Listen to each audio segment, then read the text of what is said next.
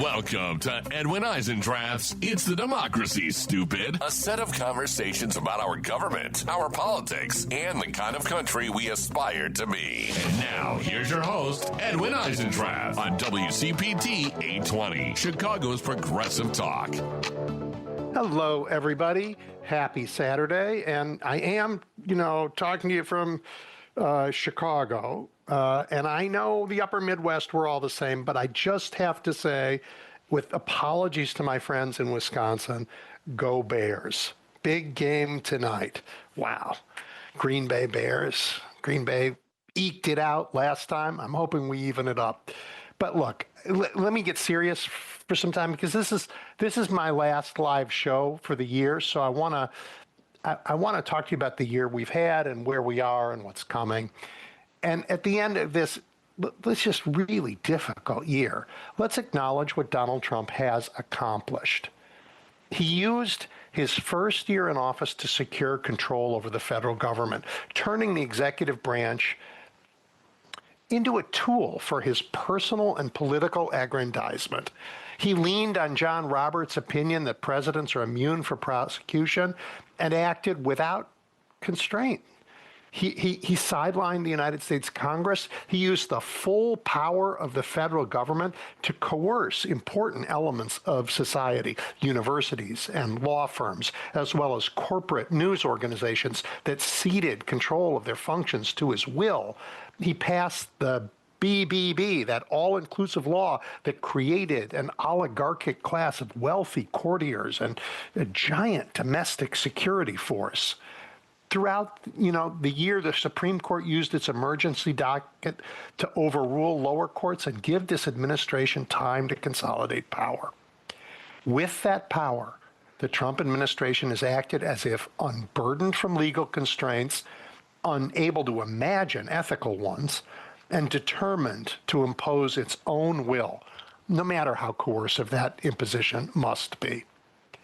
But let's also acknowledge that this year, we, ordinary Americans, found our own power. We successfully challenged Mr. Trump in, hundreds of cases in court. We turned out in the largest protests in American history. And like the Minutemen in the Revolution 250 years ago, we turned out frequently in small, unplanned defensive actions to protect our neighbors. In this case, not from British regulars, but from overarmed and undertrained ICE and CPP agents. 2025, I believe, is the high watermark of American authoritarianism. And next year, the forces of democracy move from defense to offense. Well, let's consider where the year is ending, shall we? Back in December 3rd, the Institute of Peace in Washington was vandalized. At that time, police thought it was a one-off occurrence, but this week the vandals struck again. In both instances, Donald Trump was emblazoned on those buildings, or his name, the Donald J. Trump Institute of Peace, the Donald J. Trump John F. Kennedy Center for the Performing Arts. These are enormous signs on iconic buildings, but they're not the actual names of the places themselves. Sort of like the Gulf of America denotes no actual body of water, but you can find it on some digital maps hovering over the Gulf of Mexico. Look, no one expects the nation's law enforcement agencies to act on this vandalism.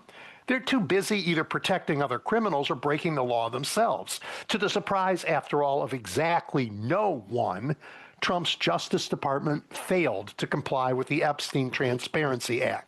Friday's deadline came and went without the compliance by the administration. And remember, after Trump was cornered, screaming and pushing away as much as possible, calling people into the Situation Room to bully them, he lost. He got cornered by a bipartisan effort to end the protection of some very rich and powerful men who were involved in the nation's most infamous sex trafficking ring.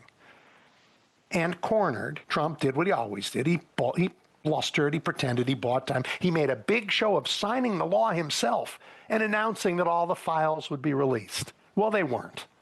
Instead of releasing the files, they released some fraction of files, sort of all blacked out. They did not comply with the law. What did he do instead? He bombed Syria. He bombed Syria. That's after he got in trouble for bombing fishing boats in the Caribbean, and real trouble for bombing the survivors of one of those bombings, a couple people floating in the sea. That was a war crime or murder. But instead of acting on it, the FBI just announced they had the Brown University shooter in custody. Well, except, of course, they didn't. That shooter was miles away, dead of a self-inflicted wound in a storage locker that local police, not the FBI, found. No, they are not interested in anything that has to do with the rule of law. Nope, no. At the end of this year, the pressure of failure after failure, well, it is getting to Mr. Trump and his co-conspirators. In desperation, they tried to discredit Jack Smith. Remember him? He was the special counsel who led the effort to convict Trump for conspiracy to steal the 2020 election and for secreting classified documents in the Mar-a-Lago toilet. You would have thought that Trump didn't want to remind everybody of this, but they're crazy. And by the way, never mind that America's problems have to do with the cost of living today, not the crimes Trump committed 5 years ago. Still, they demanded Smith testify, and not in public, but in private, hoping to get him to say something, anything they could use to discredit him. Instead, what did they get? Well, they got the media who got their hands on Smith's opening statement and dutifully reported that his investigation found beyond a reasonable doubt that Donald Trump was guilty of trying to steal the election and of taking, hiding, and lying about a trove of classified documents. Felonies, felonies, felonies. In less than a year, the fruits of Trump's poisoned leadership have ripened. His economic policies turned the world's strongest economy towards recession. And what are those policies? Cutting billions from government science research, cutting taxes for the rich, imposing taxes, tariffs, his favorite word, on everyone. Import taxes on everyone. Unpopular and wrong-headed and driving the economy the wrong way. A year ago, he promised to lower prices on day one. And, at the time, some Americans knew he was lying. And now most Americans see it. And now he's on a tour telling everybody that he's lowering prices. But you know what? They know better. They know better. I was at the grocery store this morning. Believe me, I know better. He promised to end the wars in Gaza and Ukraine. And look, while the fighting in Gaza has subsided, there is no peace. Hamas remains nominally in charge there. Israeli defense forces and people now described as Gaza militants, whatever that means, they continue to clash. This week, Israel launched an attack that hit a shelter for displaced Palestinians in Gaza and another that targeted Hezbollah in Lebanon. The region is still deeply troubled. In Ukraine, Trump's year of leadership has emboldened Vladimir Putin, who praised Trump's national security plan and announced his own war aims in Ukraine are unchanged. Way to go, Donald.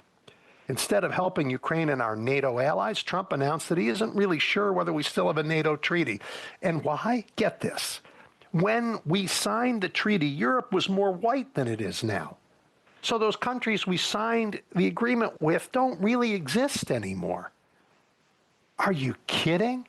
This racist fever dream is so deep in the minds of the people in the White House that that's what they think? Shameful. Shameful and sick. And Americans who read Trump's national security strategy have the same confidence in his foreign policy leadership, as Americans who went to buy toilet paper and cereal feel about his economic stewardship. Nope, not there. And he knows it, and he's desperate. And worse yet for the president, litigation has stopped him from building his gold ballroom. Boo-hoo. But now he has to live next to an abandoned construction site. Oh. And then, of course, there's the inconvenience of getting his ass kicked in elections, in blue states and in red ones, in big cities and in rural communities. And insult to injury, it turns out farmers are not actually grateful when his tariffs close international markets for their grain. And they're actually pissed when he spent $40 billion to subsidize Argentina, who, after all, sell their soybeans to China. Yeah, not a good year ending for the autocrats. And what is a president to do, when you're in that kind of a mess? Well, if you're I can't even say it, megalomaniacal, that's it. If you're a for God's sake, you know what I mean, megalomaniacal mob boss surrounded by bootlicking toadies, that's what he is. I'm going to try one more time. A megalomaniacal mob boss. There we go. Surrounded by bootlicking toadies. That's what I want to say. And if that's who you are, you decide that it would be a good idea to demand every network give you airtime. Airtime they wouldn't give Barack Obama and they wouldn't give Joe Biden, but you're going to demand it and they're going to give it to you. And what for? So you can have a national address to yell at us for our ingratitude. Wow. So look, everybody, as you gather for the holidays, take comfort in this autocratic panic and collapse. Take heart when warriors like Marjorie Taylor Greene and Elise Stefanik are forced off the battlefield. This is good. And as you prepare for the year to come, rejoice in the knowledge that Americans everywhere are recommitting to our own common decency. Just think of the reaction to Donald Trump's ugly comments. I don't even want to go there. Just Americans are recommitting to common decency and to the ideas of freedom and democracy and to the imperative that our government works for us. And rejoice in the certainty that, Americans, not just you, but all Americans, we don't like to be pushed around, told what to do, told what to read, told what to think. And rejoice in the courage that this year you and others have found this year to fight for what's best in America. And be comforted, please, that that fight is itself what is best in America. All right, I have a great show for you. Dan Frumkin's joining me. I'll tell you about him as soon as we get back from a break. You're listening to Edwin Eisendrath's It's the Democracy, Stupid on WCPT 820. Okay, everybody, welcome back. Wow. All right, I'm joined by Dan Frumkin, who practices what he calls accountability journalism. He founded and leads Press Watch, and he calls it an intervention for political journalism, which is great. He also created Heads Up News, which is about the greatest thing online, because instead of covering what Trump says, it reports on what we are doing to fight back. Dan, welcome. Welcome back. Thank you so much, Edwin. Such a delight to be here with you. Hey, I have a bunch of questions I wanted to talk to you about, but the last couple of days have brought up some other things. You got any thoughts about the way the press is handling the release of all of, their compliance with the Epstein Transparency Act, or whatever it's actually called? Yeah, it's not impressive. The thing is, you give reporters any information, and they'll write a news story about it. And they seem to have missed the bigger picture here, which is that they've been given basically almost no information, and that there's a great deal of evidence that it's been whitewashed of Trump and his name. There are some stuff in there that's still pretty amazing, but when you start a story saying Justice Department released a bunch of documents yesterday, and you're not leading with what was in them, and B, you're not pointing out that they didn't release, the vast majority of them, you're not doing a really great job of journalism. Yeah, well, before we get to that, let's talk about what was interesting, because I think what I did see, or what I read, what other people read for me and talked about, was a sense that the Epstein crime, that what really went on was as disgusting, as dangerous, and cruel as anybody could have ever imagined. Right. No, I read one terrific piece that I just just posted about on my Blue Sky feed, which was by James Ball, who's a Brit who used to be with the FT, I think. I don't know. He's with a group called the I Paper now, Yep. and his article says, no one should say that there's nothing in the thousands of documents. What was released showed the grim reality of a child abuse and trafficking scheme operating on a truly industrial scale. Epstein Yeah. ordered underage children like a normal person orders a takeaway, complaining with chilling casualness when he didn't get what he ordered if a girl was over 18 or had dark skin. So Oh. there's stuff in there if you're looking for it. So what I think is, and you can bring me back to earth, but I think the reporters did, as you say, what they always do. They reported on what was in front of them. That there's some widespread sense that the administration didn't fully comply, but I think what we do see is going to create a hunger to get the rest. Yes. And that and then they're going to have days of reporting once again the stonewalling and they'll report on the litigation about the stonewalling. I think none of this is good for Donald Trump.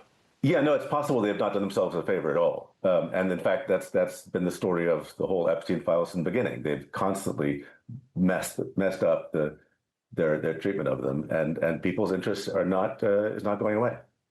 Well, it shouldn't. It's just a horrendous crime, and It is horrendous. and all of the people who are involved in it. This feeling that began on the right, and actually to their credit, that something terrible was happening. Really popular people, really powerful people were involved, and they were being protected. Turns out to be true, and. Right, and there cannot be any doubt in any reasonable person's mind that Trump knew exactly what was going on.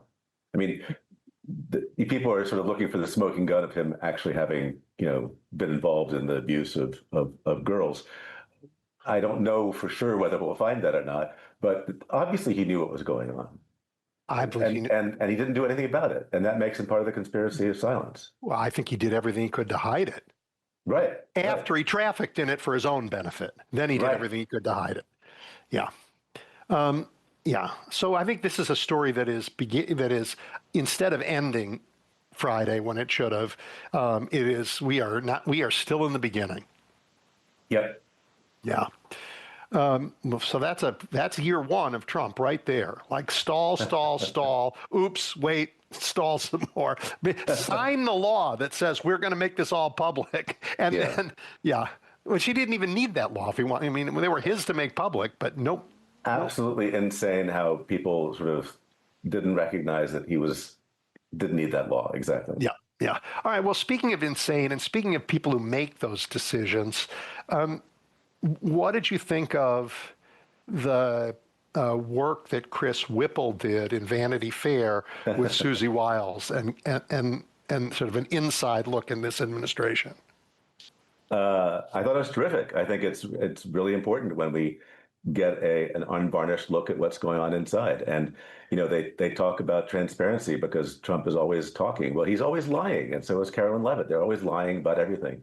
And to hear the what is clearly has a lot of verisimilitude from Susie Wiles, I thought was amazing. I think that I saw a quote from Whipple saying, they thought I was going to give them a fair shot, and I did. Right. That's exactly right. Yeah. So that's an example of good journalism, which is, of course, they are furious about, as they always are. But do you think this will give courage to other journalists? I mean, the reception it's gotten has been largely positive, and the pushback against it has been largely silly. Yeah, I mean, what would be great is if other journalists realize that there's actually, a market for truth telling, by which I don't mean just reporting on what they heard, from Trump, but putting this stuff in context. I mean, when I wrote a piece a few weeks ago about the New York Times and what its editor gets wrong about what the critics want, and I think I want to talk to you about that. That was one of the questions I wanted to talk to you about. Yeah. What the critics want is the context, is the background, is understanding why is this stuff happening and what purpose does it serve. And the fact is that a lot of people recognize that Susie Wiles is keeping Donald Trump alive, basically. That Stephen Miller and Russell Vought are running the place. These are some of the truths that I think perhaps they'll be a little bit more brave about telling in the wake of the Whipple interview. Yeah. Well, let's go to your New York Times piece, since you brought your piece about the New York Times. I thought it was wonderful. And it's really about what the editor can't figure out, right? What he thinks is important is not quite what the public what the public thinks is important. Tell everybody what he said, what he is saying he thinks we all want. Well, his argument is that the readers, his own readers, he recognizes this, want a more partisan New York Times. He thinks it's partisan. He thinks what they want is partisan. He thinks what's important to be is he defines the New York Times as an independent newspaper, and by independent he means it is not does not represent either side in the political environment, but I think he defines this by basically if neither side is happy with him, then he's doing the right thing. If he cannot be accused of being partisan, then he's doing the right thing. And the irony here is that he's confusing a reader's desire for truth-telling about this absolutely unprecedented administration with being partisan. It happens that this is a view held in the left, but it's held by an increasingly large majority of people, period. Dan, it isn't irony that he feels that way. It's worse. It's just wrong. I mean, he would refuse to call a fire if an arsonist says it's just a different kind of light. Mm-hmm. Right? Because, you don't want to, both sides, you have to, right? And that is telling the truth. If Donald Trump says something that's an obvious lie, he'll quote it and then say Democrats disagree. Sure. And that kind of journalism does not meet a serious moment. Walter Cronkite was doing that kind of journalism, and the war in Vietnam got to be a little more important, and he decided to go for himself, and he came back and he sat and said to the whole country, what? This isn't right. And the New York Times has had its Walter Cronkite moment and failed. Right. Sometimes you get some evidence that they're inching closer. I mean, they occasionally have a news analysis that gets kind of close to the truth, but still sort of hedges and uses euphemisms. Yeah. I feel like there's a growing tension, I think, between the reporters who actually understand what's happening in this country and their editors. And I'm hoping, as you said, the journalism has not met the seriousness of the moment in 2025. I'm hoping that perhaps it'll get there in 2026. Yeah, I want to be fair, because the New York Times is maddening for the reasons that we've been discussing, but it's also still essential and wonderful in a lot of ways. Yeah, so their investigative journalism is extraordinary. Extraordinary. Their international journalism is still great. Their national, not political journalism is good. Yeah, they're curious. They're honest and they're curious. It's fantastic. Yeah, and so are their puzzles. But I mean, they're really curious. And curiosity is the heart of this. I want to give them credit, but on this one area, politics is an important part of America, and they don't understand it, so they're afraid of it. So it scares them from telling the truth in this one really important part of our lives. Yeah, and I think that by not contextualizing it with these obvious conclusions that are true of this administration, they're misleading their readers. Yeah. I mean, well, maybe they are, and let me push back by using talking about your own work, and I think you should do this. Tell us what you found. You had this absolutely delightful piece about the comments section in the Washington Post editorial. Well, it gives you confident. It makes you feel really confident about the quality of the readers of these news organizations. Right. So I don't think the readers are being fooled. I just Even think as the quality of the organizations falls apart. Yeah. No, I wrote a column about the Washington Post editorial board, which has gone completely nuts and stupid. I mean, they're just they make really grade school right-wing arguments that are abominably written, and it's such an incredible change from what had not that long ago. Yeah. not that long ago had been a center left editorial board that was full of smart people who maybe didn't call stuff out as much as they ought to, but at least it was reasonable. Now it's completely unreasonable, and they accept reader comments on their stories, and they had this wonderful newish feature, which is an AI summary of reader comments, and these AI summaries are just blistering. They are absolutely a great read, and they are calling out the truth telling. There was an editorial about in support of the White House ballroom, Right? and the AI said. Many participants expressed strong opposition to the initiative. Critics argue that the project disregards historical preservation. Anyway, it goes on. There's skepticism about the motivations behind the project, with accusations of conflict of interest involving Jeff Bezos and Amazon. It goes on. It's just wonderful. It's really so. Yeah. So you actually. This is the first great use of AI, as far as I can tell. Yeah. Summarizing the reader comments it makes for terrific content. But it gives you sense that at least the readers of the Washington Post and the New York Times, you want the it could go back to the New York Times. You want the editor to have the courage to see past the false claims of partisanship, right? The New York Times, that editor would not have published Chris Whipple's piece. Oh, I don't know. They might have. They might have. Well, okay. They wouldn't have assigned it. They wouldn't have assigned it, right? They wouldn't have assigned it. Yeah. So you want them to have the courage to not get stymied by the both sides stuff, but their readers aren't really. Their readers aren't the problem. How do we get news to the people who are uninformed about the news? Yes. Well, that is the New York Times' sort of secret excuse, is that the readers read between the lines, and our readers are smart enough to understand what's really going on, so we don't have to bonk them over the head with it. But I think that first of all, I don't think that's entirely true, as I think a lot of the stuff is commonsensical but not obvious. That you read an article and you realize something's sort of off, but you don't know exactly what it is. And the headlines are often awful, which is what a lot of people just read. The headlines are pusillanimous. But I still think that the New York Times has an enormous influence on the greater media ecosystem. Yep.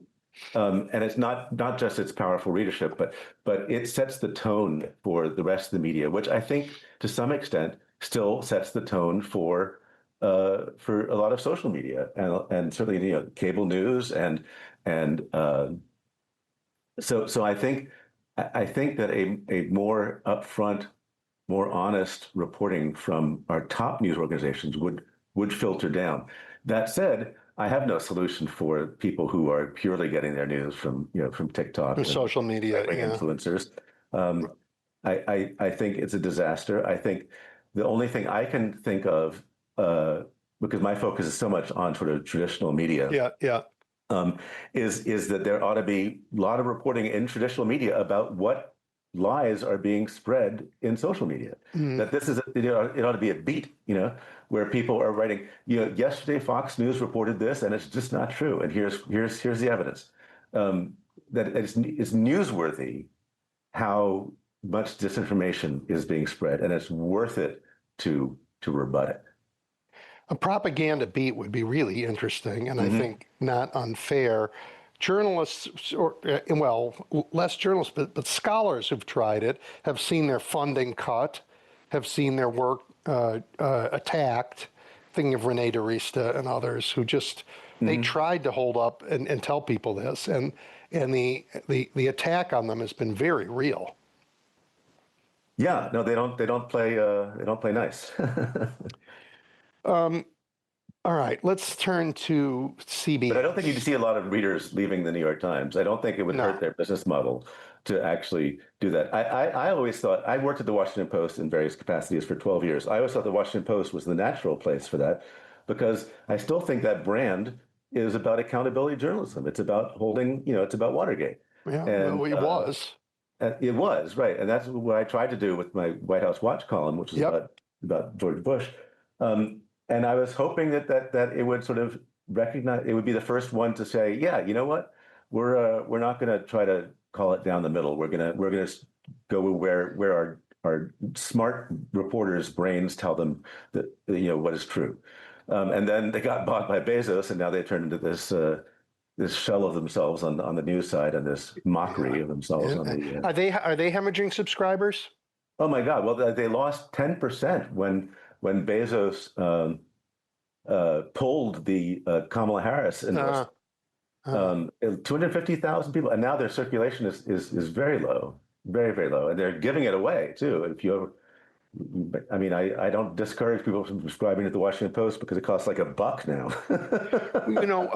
there was a time in my life when I was running the Chicago Sun-Times, Mhm. and it was right when, right after Bezos had bought the Post, and democracy dies in darkness, and they were going to innovate, and they came up with something called ARC, which was their content management system, Yeah. which all modern newsrooms need. And they came and tried to sell it to me, and two of these, very slick software salesman-y guys came, and they pitched and they pitched and they pitched, and the pitch included things like, you'll be left forever in the dark if you don't do this. This is the future. And it was a piece of junk.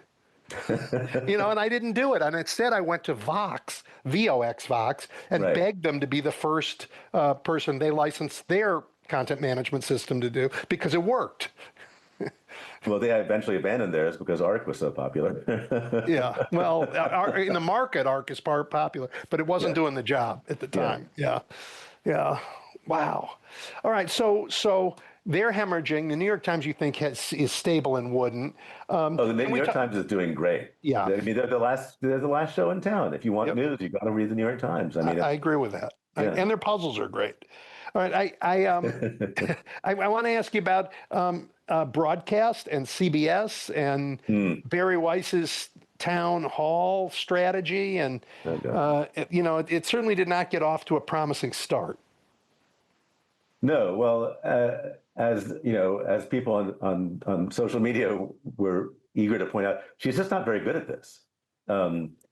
She's very good at sort of managing up to very wealthy people who are against wokeness, but she's not a journalist. She's not a manager. She's not anything. And so anything she's going to touch is going to be a disaster. And so this town hall with Erica Kirk was a disaster, both in terms of content, which was nil, and viewership, which was very small. And now she was trying to set up these new debates about things like, do we need God? And, I mean, it's sad. Now that said, I'm still hopeful that the good folks at CBS will still be able to do their job more or less. I don't see a sign of a complete and total, abdication of their journalistic responsibility. I'm happy to see they're doing a Rob Reiner appreciation tomorrow night on CBS. Yeah. And it's not one of these like Rob Reiner, tragedy of it's Rob Reiner's incredible legacy of entertainment. So there felt like there was a little heartbeat at CBS still pumping along somewhere there. Feels to me a little bit differently. It feels like, I don't know, the music of Dmitri Shostakovich. You're living under Stalin, but you find these little ways to be subversive by putting these things in, right? Like they got a monitor in their newsroom who's going to tell them what they have to say, but they found a way because like they know the boss can't really say, you can't talk about Rob Reiner and his incredible TV career. It just feels like more like a little bit of subversion than like that they're really free to do what they want. Yeah, but CBS, the evening news was not great shakes before either. It was very down the middle. Would not give proper context for Trump when he'd say something that was an absolute lie, and just run with it. Well, for a long time, reporting on what presidents said was news and legitimate news. But you would have thought after Trump won, journalists would have learned that it's not really, that's not what it is. It's something different. Right. No, that's exactly it. I mean, I think looking back on 2025, when I'm sort of there's so many key stories that the press missed, but I think the most important is the lies. The absolute lack of credibility of this person, and just the endless lies from the very first day, from his inauguration speech. It was all lies. And they normalized it. They reported on, on what he said like it was true. And since then it's just been downhill. Well, but again, they have their own viewers, and their viewers have their own reality, and it's not this. I mean, I went grocery shopping this morning. I saw what toilet paper costs. I saw what cereal costs. Exactly. You know what? And today Donald Trump is out around the country talking about how he's bringing down prices. And I just, and reporters are saying, and they're quoting him, saying, I brought down all these prices. But it feels to me like a little bit more, listen to what this crazy uncle is saying, than it feels like, here the pronouncement of the president of the United States. Right. And I was thinking, what about all the people who watched Trump the other night, because they were trying to watch Survivor or what have you. And then, the next morning turned to their news, their news website. And I wonder if they even recognized what was going on, because I think the vast majority of people thought, said, why is this old man yelling at me? And of course my prices aren't going down. Why is he telling me prices are going down when prices are going up? Yeah. And instead you had, basically stenographic coverage with a little skepticism in the news organizations. I don't think pleases anybody. It doesn't make anybody happy. I think that this year is going to be fun because they're in retreat. This is the year that the forces of democracy go from defense to offense. Mm-hmm. And I think the journalists will catch up, but they've been slow. I mean, what do you? But that's sort of regular journalism. What do you think of? Congress said TikTok is a Chinese danger, and they made it illegal. And Trump found a way to again avoid that law so that he could get it in the hands of his allies. No, it's terrifying, and these algorithms are hugely significant. You fiddle with the algorithm, and you change people's minds about stuff. Very dangerous. Very, very dangerous. All right. The other very big story of this year was all of the deployment of ICE and Customs and Border Patrol to American cities. And I'm in Chicago, so I got up close and personal with a lot of it.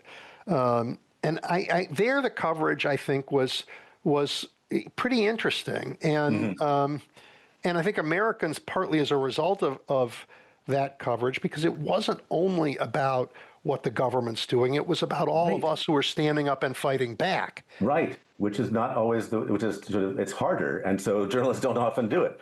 But in Chicago, I've been hugely impressed with both the extraordinary public resistance and it's been beautiful, fabulous neighborhood watch. Beautiful. Groups. Yep. And the fact that they're so powerful and so omnipresent that the local press couldn't ignore them and writes about them all the time, which is really amazing. Well, the local press even joined on their own behalf with people and sued because they were being treated badly in the coverage. Exactly.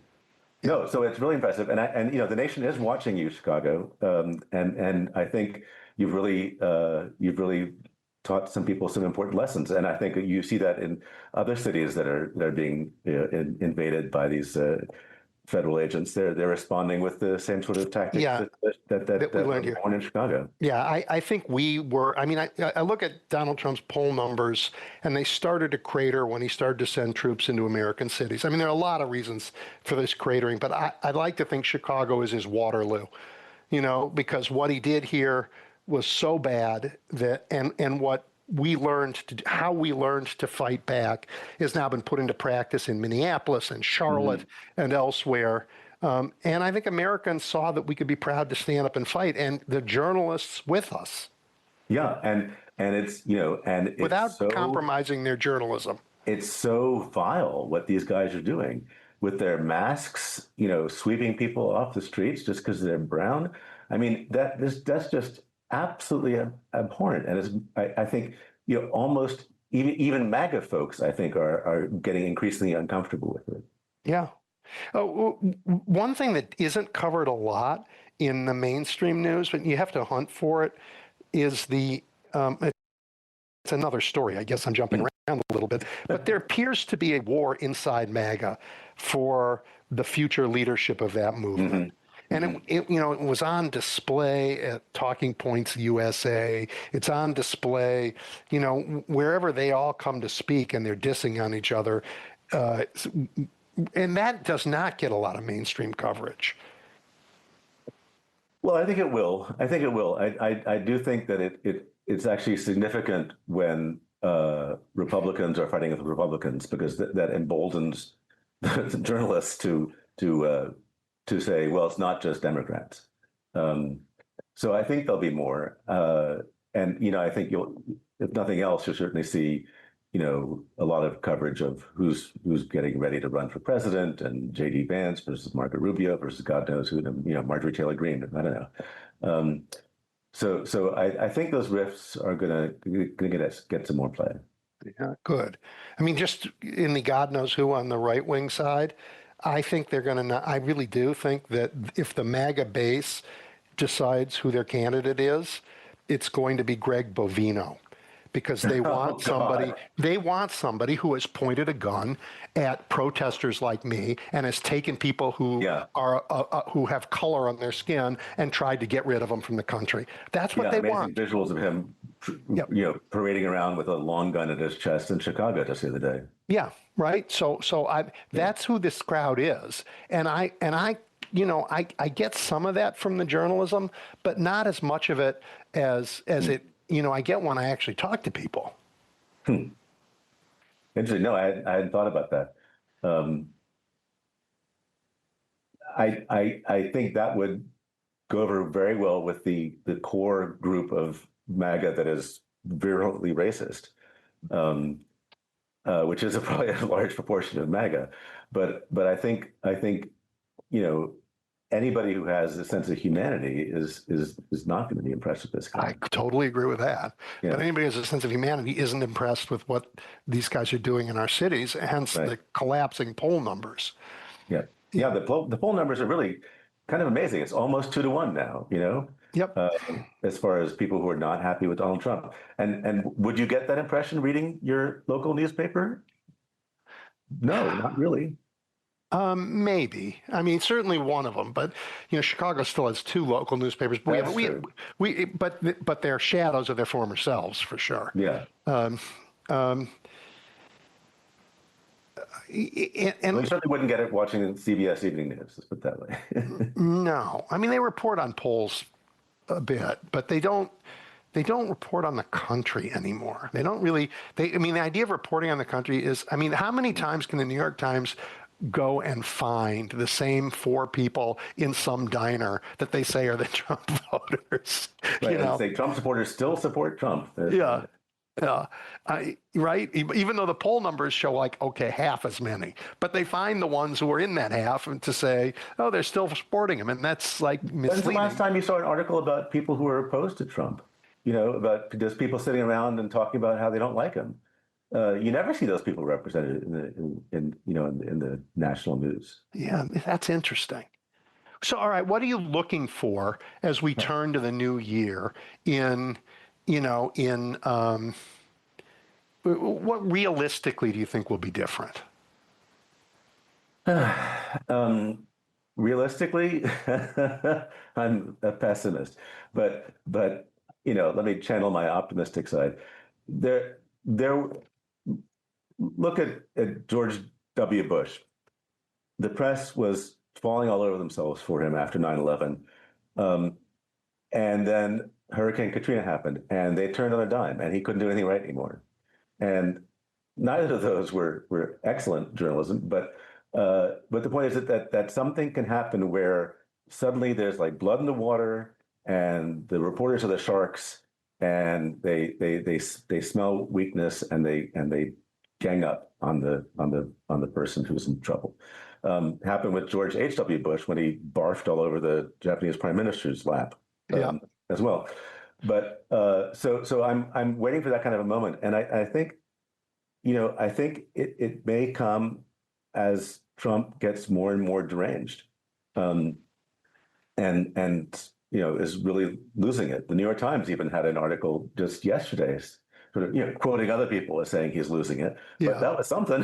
Yeah, I think the moment has come. I think it's already starting. I mean, Yeah. and because you can't you can't cover the obvious and not say it. I mean, the Donald J. Trump John F. Kennedy Center of Performing Arts, the Donald J. Trump Institute of Peace. Let me bomb another boat. I mean, you can't even just say what he does anymore and not have it be ridiculous. And there's no coherence to what he's doing. I mean, tariffs are incoherent. They don't make no sense. They don't accomplish anything.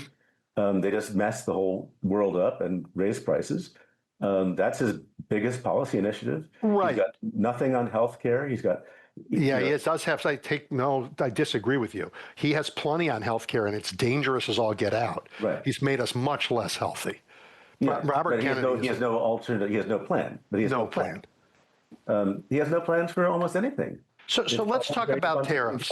Do you think when the Supreme Court, let's just thought experiment. Supreme Court says you can't really use those emergency powers to do tariffs all over the world like this, and his signature policy gets struck down by the court. After that, I do not believe the press can give him the time of day. I think that is a fatal. It's the biggest thing he did. This week, he still said it's my favorite word, and then he said those tariffs have given us so much money, I can give $1,776 to every soldier, which was a lie, because it was a lie. Yeah. Instead, he's taking a housing bonus and turning it into a taxable bonus. So he's actually taking money away from them and branding it with his name. But if tariffs go down, I just don't know how journalists don't then talk about the lawlessness of everything he's done. That's a really, really good point. It's also part of why I suspect the Supreme Court will not strike down his tariffs. I mean, it'd be outrageous, but they're so in bed for him. I don't think they would cause him this kind of trouble. Yeah, but I think you're right. It could be like a Katrina moment, right? Yeah. Exactly. Yeah. When all of a sudden people realize this guy is just not operating in a way that is good for this country and is or legally. Or legally. Yeah. Yeah, and I think that's coming soon. And we have birthright citizenship too, where I mean, the Supreme Court is also not been covered very well. Well, that's not true. It's been covered by some people. We still refer to them as conservatives. They're not. They're extremists. They're radical as all get out. Yep. Yep. And their radical agenda has been to eliminate voting rights. John Roberts has been working on that his whole career, and to let business be business, I guess, unconstrained by public good, whatever that means. Oh, absolutely. No, but beyond that, I mean, that's tame compared to what they've been doing under Trump. They basically just turn their bellies up for him on every occasion. I think they did too, but they were cagey. Dan, they gave him time to consolidate power, but they did it on the shadow docket on all of these. We'll decide later, but in the meantime, he can do what he wants to do. But push is coming to shove, and now they're going to have to decide. And I think it's going to be 6-3 for Trump. Oh, wow! On tariffs, that would be something. That may well also invigorate the opposition to start being more clear. I mean, Democrats have not been making these messages at all clear that the Supreme Court is basically corrupt at this point, that it has to be expanded, that human and civil rights are being destroyed, that are in a way that's never happened in this country. It's always been going the opposite direction. You think Democrats aren't saying that? I don't think so. I think there ought to be they ought to have a shadow cabinet that's basically refuting all the lies from the Yeah, cabinet yeah, officials and yeah. and having people out there not just talking about affordability, but talking about what this administration is doing that is authoritarian, that is racist, Yep. that is corrupt, that is a big con game. That's another reason why I don't think the corporate media says this stuff itself, because the Democrats aren't saying it intelligibly. That's interesting. I'm going to think about that a lot. And I know a lot of people agree with you that there are other tactics like, like shadow cabinets that focus these messages in a different way. Yeah, that's interesting. We have something else that I've never seen the press do, and I don't know if it's their job. It may be somebody else's, but I'm interested in your thoughts. We have not made the connection between a functioning democracy and better outcomes in people's lives. It turns out that when you really gerrymander districts and elected officials at all levels work for the map makers and the money, they actually don't care what happens to the people in those districts. And we have some real life examples of how the living outcomes for people go down in those situations. I'm thinking of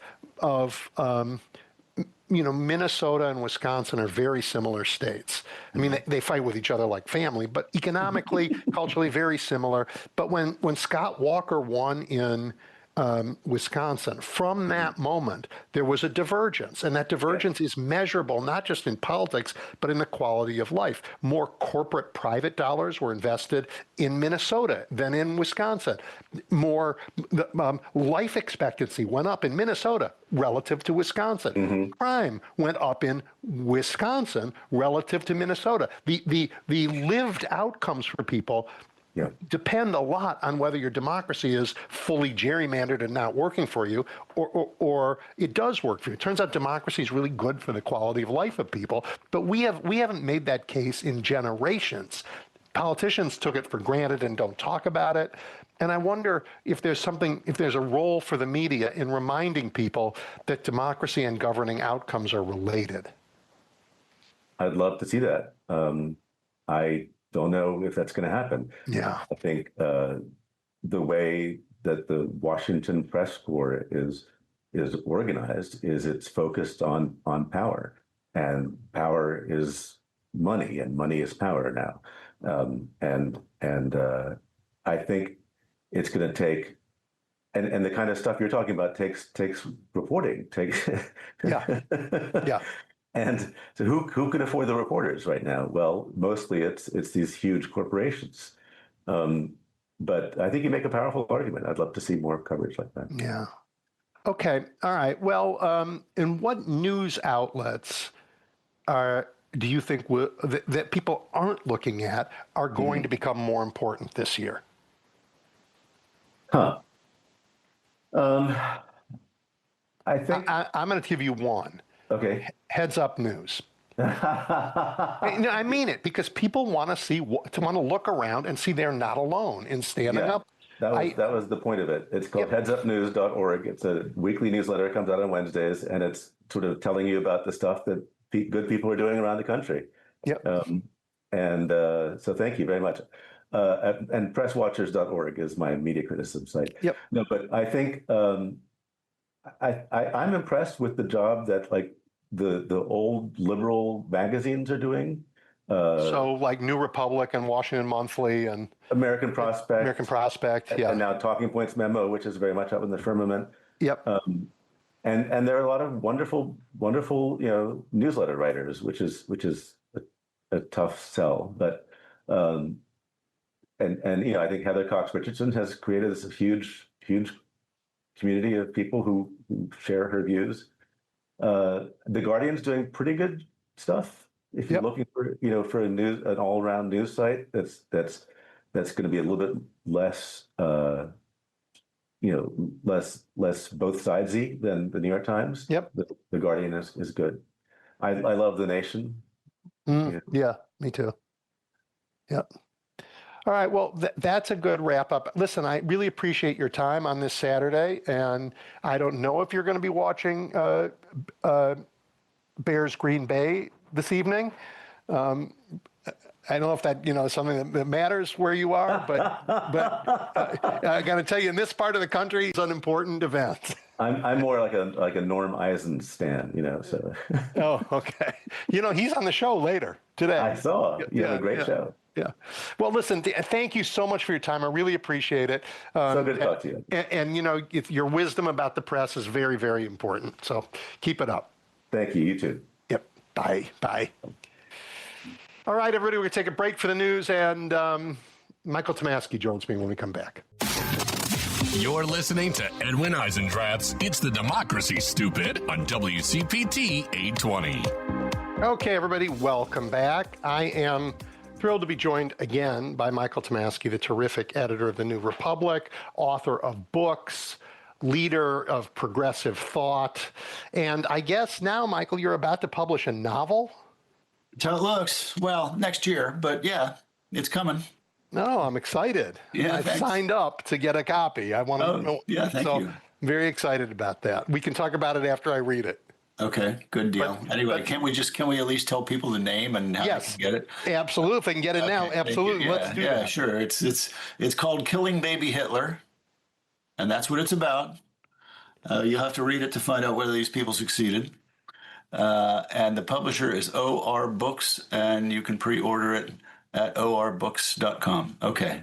I think it's, it's always that interesting question. If you knew in retrospect and you went back in time, would you be able to kill somebody who before they did the bad thing, knowing they were going to do it? It's sort of a interesting question that it was not on people's minds for 40 years and somehow came back. I don't know what about our time made it come back, but it sure has. What would that be? I don't know. Yeah. I want to talk about a lot of things, but sort of this is a year-end conversation. And my gosh, Michael, the New Republic had a great year. I mean, in the magazine and online, you guys held the administration to account. You showed the country what fearless journalism still can accomplish. And I think, you also found room to continue that long habit of offering progressive ideas for governing. That's got to feel good. It does. Yeah, we, the numbers were good. I guess if those are, obviously those metrics are they matter inevitable, too. But our traffic was very good. Our circulation grew a bit, combined print and digital circulation this year. That's a tough thing for magazines to do these days. Yep. Not everybody's doing that. We still lose money, but we're losing a lot less than we once did. I feel that we had. I feel we did our best this year. You did a good job. Yeah, no, you did a really good job. And while we're still talking about journalism, this was an interesting year for the profession. You remember when it was all like, we're going to get our scoop and his sharp elbows. But I think this year journalism became a lot more collaborative. Journalists have learned to share a bit more as resources are tight and the stakes are so high.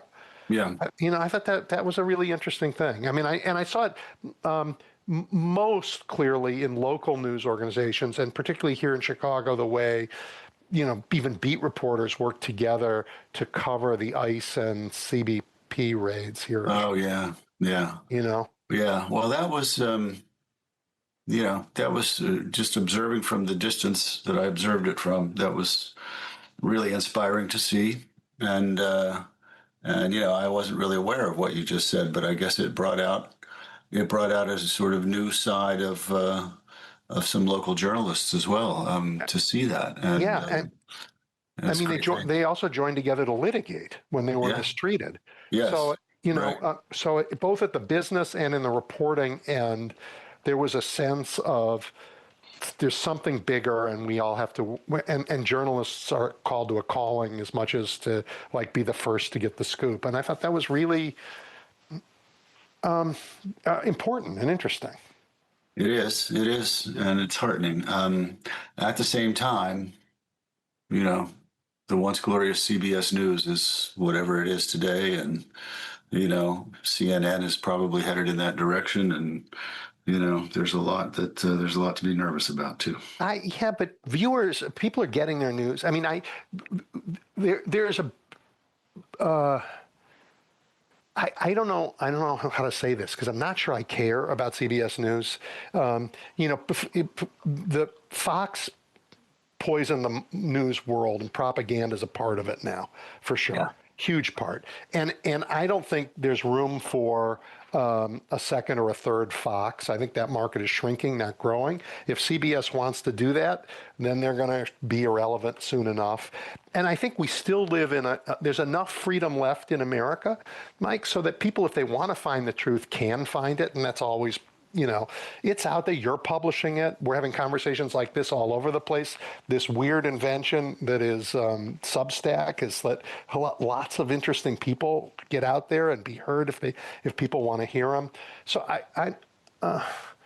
I guess the amount of lying that's out there, and even, it's sad that a great organization like CBS News has become whatever it is that Barry Weiss thinks she's going to make it, but irrelevant, I think, is the answer. Yeah. Others Look, there's no question. I mean, there are so many sources of information today, and if you want good information, you can find it about anything. Yeah. Yeah. But you have to look, and most people don't really look. That's true. Yeah. But they look at their grocery prices. Yeah. I mean, they do look at that. And that is, the president is out today saying prices are down, prices are down, prices are down. But before I went on the air today, I went to the grocery store, and guess what? Prices aren't down. Aren't down. Yeah. No, and people know this. I mean, the things he tried to say about the cost of a turkey, over Thanksgiving, it's just ridiculous. I mean, I don't, I guess he thinks that if he just says it, well, first of all, he's so twisted, he probably actually believes it, on some level. But I guess he also just thinks that if he says it, he'll convince some small percentage of people that it's true. But I think it's I think he's even more egomaniacal than that. Yeah. He doesn't. If he says it, he doesn't just think he's going to convince people. He thinks he says it. If he says it's light, let there be light. There will be light. Yeah. He can. It'll be true. Yes. Right. Yeah. I can make prices going down by just saying so. Well, actually, no, boss. But nobody inside's going to tell him that. How'd you like that charming speech he gave the other night? Jeez. Oh my God. Could a Democrat have gotten him to give a better speech for us? I know, right? Yeah, it was just shocking. The delivery obviously was really distracting and terrible, but just the the substance of it, if I hesitate to use that word, but the content of it was just it was just ridiculous. Somebody said the most pointless Oval Office address ever given, and I can't improve on that, I guess. And yet all the networks rushed to give it to airtime. Yeah, like it was important. But he also, his character is now, I just don't think he can fool any. His comments after this horrible tragedy with Rob Reiner and his family were even his supporters rushed away from that. Yeah. That, you and I, who know everything that, not everything, but, we follow events extremely closely. Let's put it that way. Too closely. Yeah. Not good for us. For our own mental health. We see 4 things a week that Trump does that we think are outrageous, maybe more. And we wonder, how can this not break through? But, that Reiner response was a breakthrough thing, I believe. Wasn't it? The other breakthrough thing is the ballroom. And maybe the presidential wall of fame. But, the ballroom, tearing down the White House. Yeah. um, and saying what he said about a beloved guy, and even if he wasn't, yeah, he was a a harsh critic of Trump, but I mean, stabbed, in that way. Terrible tragedy. It's just, yeah, it's just that's a breakthrough moment. I think Yeah, I think it is. That breaks through and makes your average person go, "Oh, that's gross. This That's is gross." Yeah. Well, I think there's another breakthrough moment coming, and I want to get your sense on this. I suspect that not that pretty soon the Supreme Court, which has, given Trump the time to consolidate power through using the shadow docket to say we're not really deciding yet, but until we do, he can do it. Yeah. And they gave him a lot of time. But Right. push has come to shove for them. Now they have to actually make some decisions. And tariffs, I think, are up first. And while I think they will, on other cases like voting rights, I think they will happily cashier the Constitution. I think this is a case where they might go against them. And if the Supreme Court, a little thought experiment, does not, if it ends his signature initiative of his administration, I don't know how anybody recovers from that.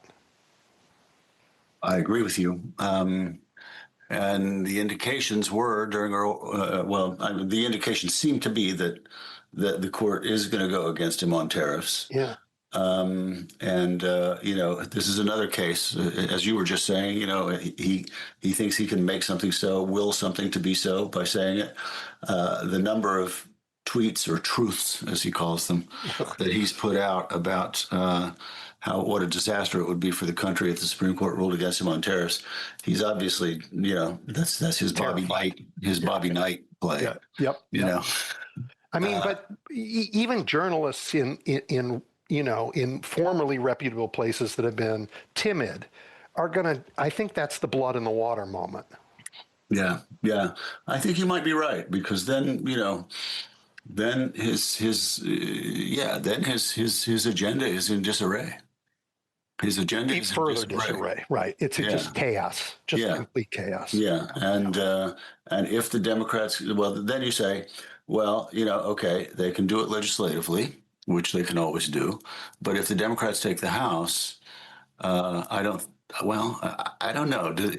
I assume tariffs require cloture in the Senate. In other words, it has to pass the 60 vote threshold.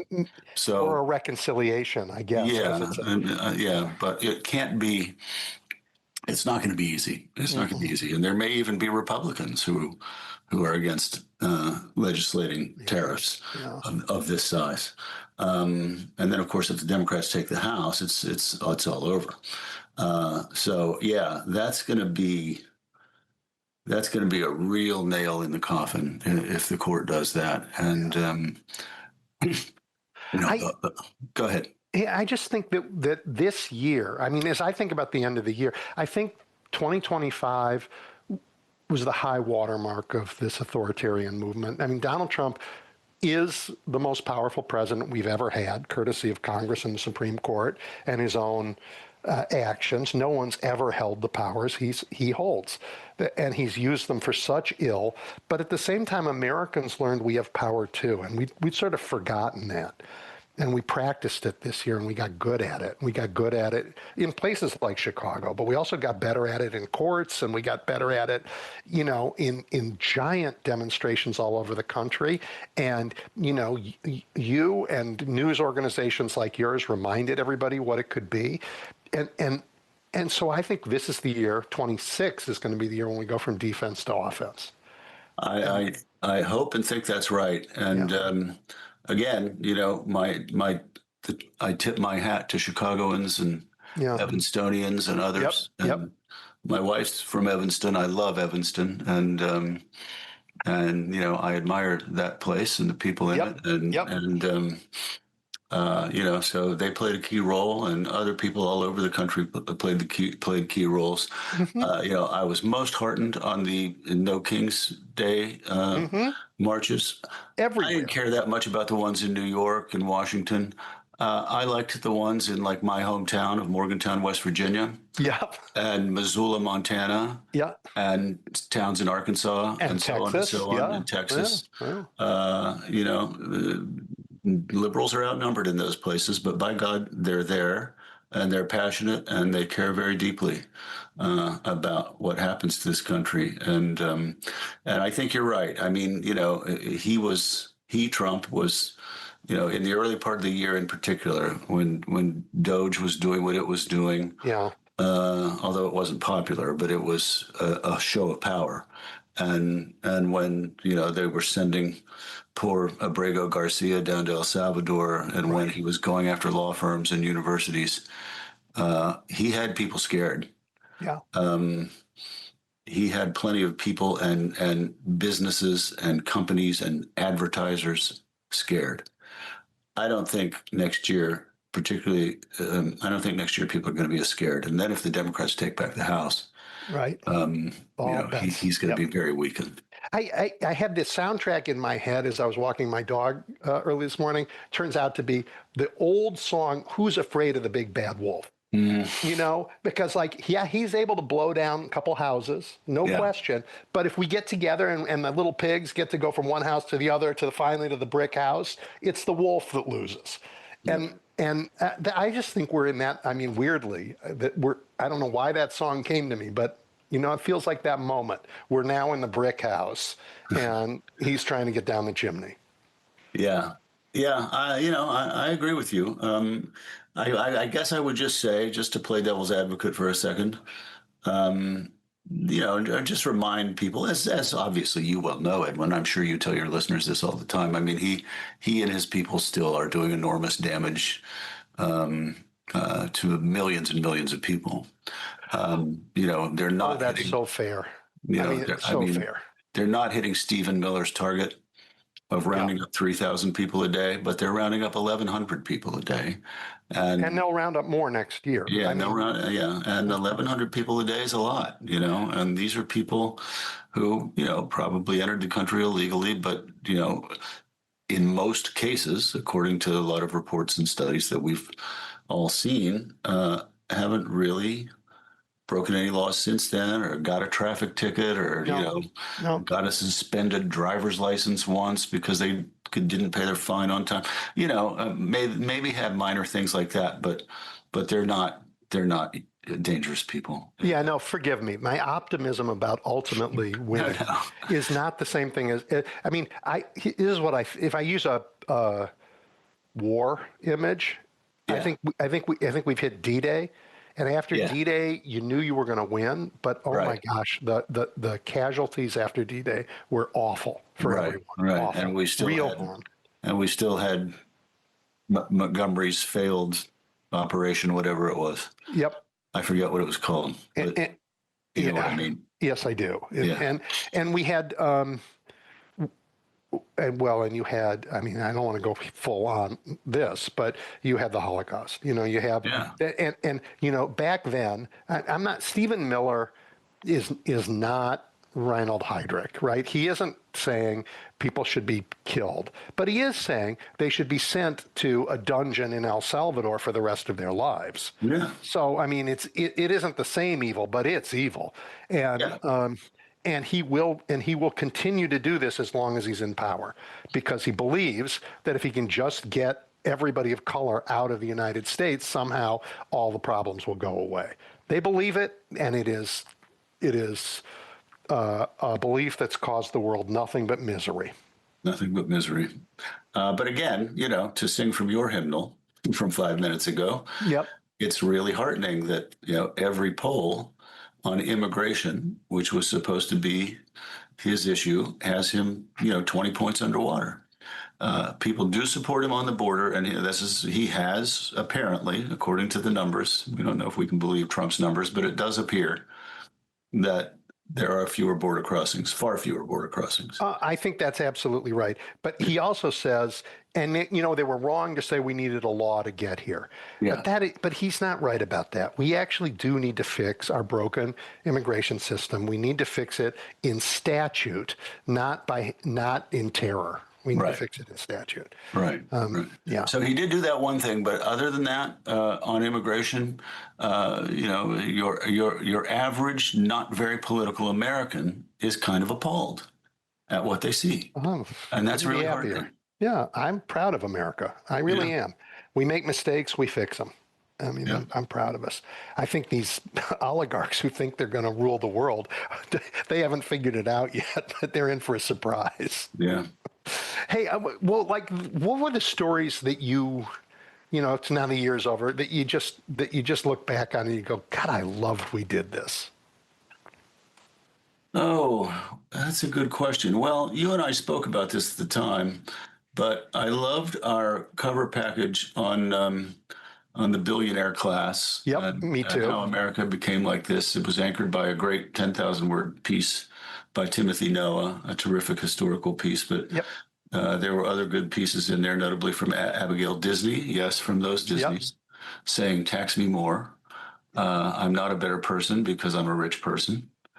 We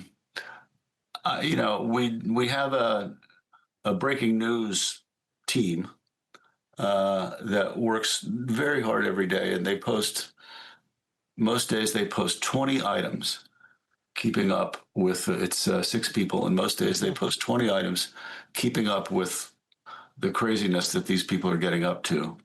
And they drive most of our traffic, but they also, I'll put it this way: if a historian 30 years from now wants to get a true picture of what this year was like, they'll get a truer picture from reading the New Republic's breaking news feed than from reading the New York Times. Yes. So I'm proud of that. But I'm proud of everybody. Everybody on my staff, Edwin, is passionate and motivated and really taking this moment seriously and trying hard to rise to it. Yeah, like I said at the beginning, I think this was a great year for the New Republic. I mean,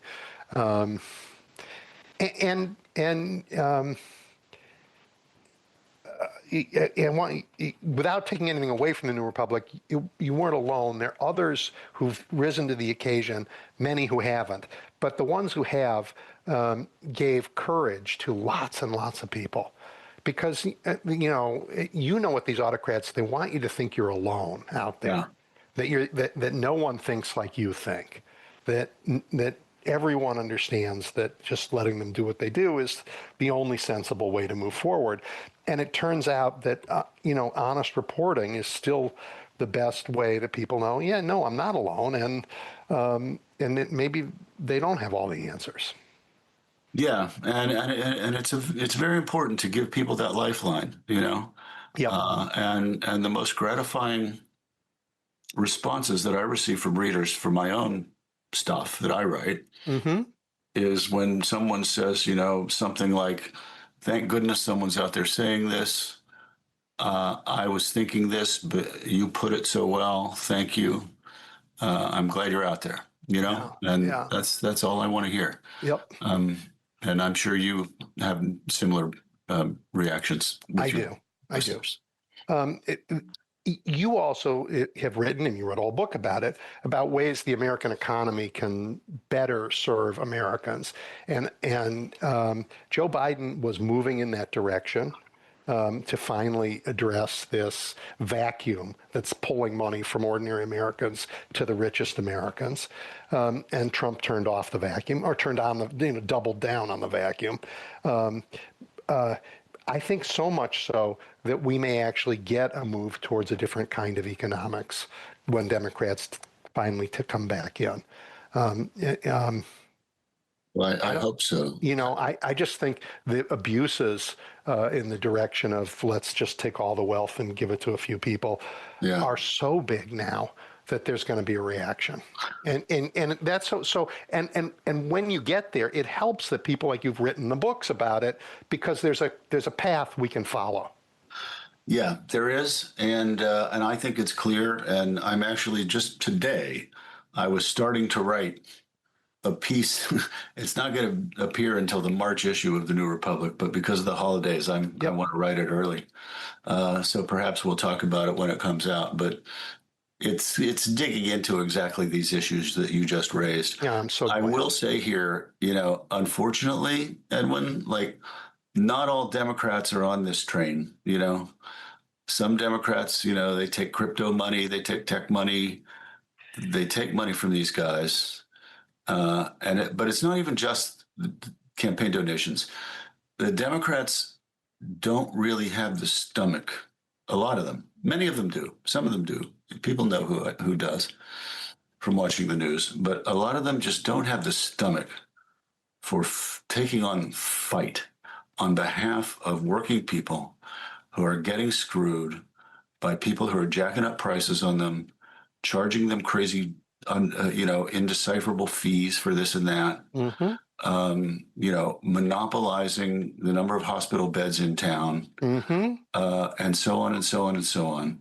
And that's the fight that is the fight of our time. Well, I couldn't agree with you more. Yeah. What I've learned this year is the Democrats aren't the DNC. They aren't even the electeds in Congress. The Democrats are standing out there in those protests. Yeah. They are the ones who ran out on the street to protect their neighbors.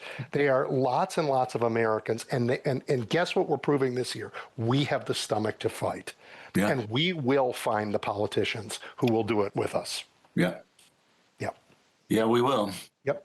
Well, you and I are out of time today. Yeah. I have a very happy end of the year, merry, happy, all of that good stuff. And I look forward to both the piece that you were just talking about and your novel in the new year. Thanks. And, I don't remember when we met this year or last year. I think we met last year, but I'm really grateful to know you and to be on this show. It's an intelligent and important show, and happy holidays to you and your staff. Thank you. Take care. You too. All right, everybody, we are going to take a break, and journalist Adam Classfield joins me when we come back. Welcome back to Edwin Eisendrath's It's the Democracy, Stupid, on WCPT 820. Okay, everybody. Yeah, that was interesting. But moving forward, longtime legal journalist Adam Classfield is the owner and editor-in-chief of All Rise News. I love All Rise News. I think you should sign up for it. He founded it in part because traditional journalism, as we've talked about a lot so far in this show today, wasn't up to the moment we're in. And that isn't just true about covering politics, it's true about covering the courts, a topic God knows we've discussed on this show. His focus on the judiciary and his reporting is clear, it's thoughtful, it's relevant, and if you read it like I do, it's actionable, which is also enormously important. Adam, welcome. Much, and Edwin, for that generous introduction. Really happy to be here. Look, I think you're one of the few national reporters who cover the judiciary who actually spent time recently in Wisconsin covering the Dugan trial. And I wonder if you'll tell everybody, remind everybody what it was, why it was important to cover, and what we can make of the split verdict that we got. Right. So just to the first point that you made, you're absolutely right. It didn't get a lot of national presence. The kind of familiar faces that I'm used to on the legal beat were not there. The reason I decided that it was very important to cover that case, it's the case of the Milwaukee County Circuit Court judge who was prosecuted or a jury found that she had helped an undocumented immigrant in her courtroom evade arrest. And that happened after a week-long trial. I can go through what emerged from the defense case, but pretty much the nuts and bolts of the case, just from what was never disputed. On April 18th, 6 federal agents showed up to her outside her courtroom, to arrest an undocumented immigrant named Eduardo Flores Ruiz. She went outside in the presence of another judge, and they both had requested a warrant. They said they had an administrative warrant, not a judicial warrant. She refers them to the chief judge of that court. She goes back to the bench, calls up Mr. Flores Ruiz, and escorts the defendant and his attorney through a jury door while there are still 2 federal agents outside. The jury door leads to a restricted hallway, and here's where the case got to have a dispute. Within that restricted hallway, there were 2 exits: a private stairwell where Flores Ruiz could have left undetected, and a public hallway. He exits through the public hallway. The prosecution's case was that she had intended for him to exit through the private stairwell, and that was the clash at the heart of the trial. But at the end of the day, he exits right in front of 2 federal agents, eventually rides an elevator with one of them, is arrested outside court when one of the officers identifies themselves. There's a foot chase, but he's apprehended and deported. She is ultimately charged with 2 crimes, helping to conceal an undocumented immigrant, which is a misdemeanor, and obstructing an immigration proceeding. That is a felony. She was convicted of the felony and acquitted of the misdemeanor. Okay, that's clear, but it's also taken in its entirety confusing, because if you are not Absolutely. right, the thing that she was acquitted of, the misdemeanor, I don't fully understand. So, I mean, say it again, because if she's acquitted of that, I don't know how she did the other thing. And that's exactly what her attorneys are going to argue in the post-trial motions, at sentencing, on appeal, that they're going to say, essentially, this is a repugnant verdict, not in the traditional sense of the word, although they might think in the traditional sense of the word too, but a repugnant verdict is a verdict that is so self-contradictory that it cannot stand. Now, there's some, Supreme Court precedent that might make that challenging. But their argument is that how can she not have concealed an immigrant, as the jury found, and at the same time obstructed that immigrant's arrest? And it goes into very in-the-weeds technicalities. I can go into the jury notes that the jurors sent that might explain how they reached that outcome. That namely, they had asked, and this is a contested point at trial, did she need to know the identity of the undocumented immigrant who was identified and the subject of the arrest warrant? The response to that question, given by the presiding judge, was yes. In order to convict, she needed to know that the warrant was in the name of Eduardo Flores Ruiz, not guilty. Then jurors had a second jury note, and they asked, does the judge need to know the identity of the subject of the pending immigration proceeding? Different matter of law, they get a different instruction and say, essentially, she needs to have sufficient knowledge of the immigration proceeding, but doesn't affirmatively say needs to know it's Flores Ruiz. Guilty on that count. So the jury definitely went well into the weeds, but from a kind of lay standard, from a standard of anyone observing this trial from the outside, people would be scratching their heads. What gives? You have an acquittal of concealing an immigrant, yet a conviction on a felony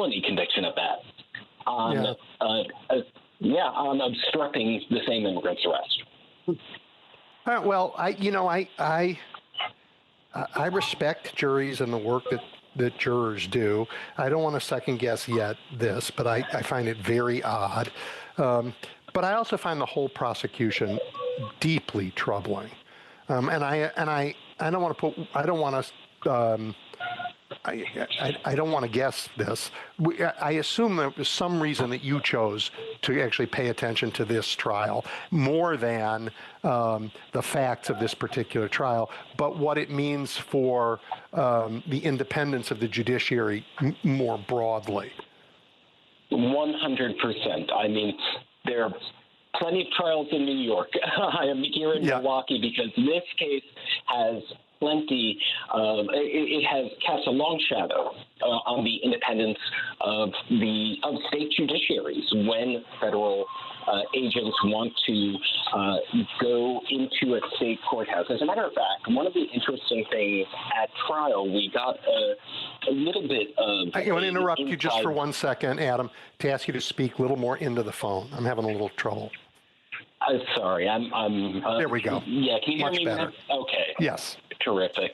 So one of the kind of types of evidence that we heard from trial, we heard about the Milwaukee County Circuit Court's reaction to the fact of federal law enforcement conducting immigration arrests in court. The prosecution tried to argue again and again to the jury that this was perfectly routine, and as a matter of fact, it makes their job so much easier because the person who they're trying to pick up will go through security screening, their set schedules. Well, what it's not convenient for is the people of the state judiciaries, and we heard testimony after testimony about the chilling effect on access to the courthouse for immigrant communities. Eduardo Flores Ruiz was charged with 3 misdemeanors related to domestic violence. And if we kind of pull out the lens and just think of this from a policy angle, do we want victims of domestic violence to be able to access the courthouse to get justice? Or will they be fearful to report crimes, to perhaps be a witness to a crime because ICE might be waiting in the hallway to pick them up? So there were 2 types of themes, I would say, generally in the trial. It was one, did Judge Dugan do it? Was she trying to help Flores Ruiz evade arrest? That's what she pleaded not guilty to. And her argument was that she was the one who led Flores Ruiz and his attorney through the hallway to a side door that was about 10 feet, 11 inches away from the main door where federal agents were standing. That was the basis by which they were trying to argue for reasonable doubt. Didn't persuade the jury. But that's one set of themes for this trial. But the second set, and you hit on it, and it's the main, the reason this has captured national attention. This policy, this nationwide policy in Trump 2.0 of sending federal agents to courthouses to conduct immigration arrests. What does it mean for the people in those courthouses? One of the witnesses was the chief judge of Milwaukee County Circuit Court, Carl Ashley. And Carl Ashley, and your listeners can Google his statement, and the name is spelled just like it sounds. And he issued a pretty scathing statement about the federal policy of conducting these immigration arrests in courthouses, that it is chilling people from going to use the courthouse to access justice. Yeah. He was one of the witnesses for the government in kind of explaining the courthouse policies. But on cross-examination, all of that came out. And we have heard time and again from so many witnesses the challenges that policy has brought. Yeah, I mean, and when you put these pieces together with others from this year, you see federal agents in and around courtrooms, which could intimidate witnesses, jurors, and judges.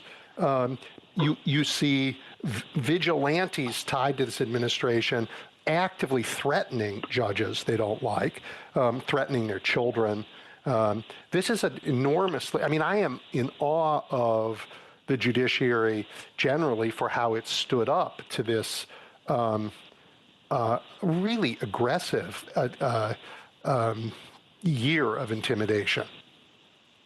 Absolutely. And I will say, I mean, look at this trial. There were nearly 20 government witnesses.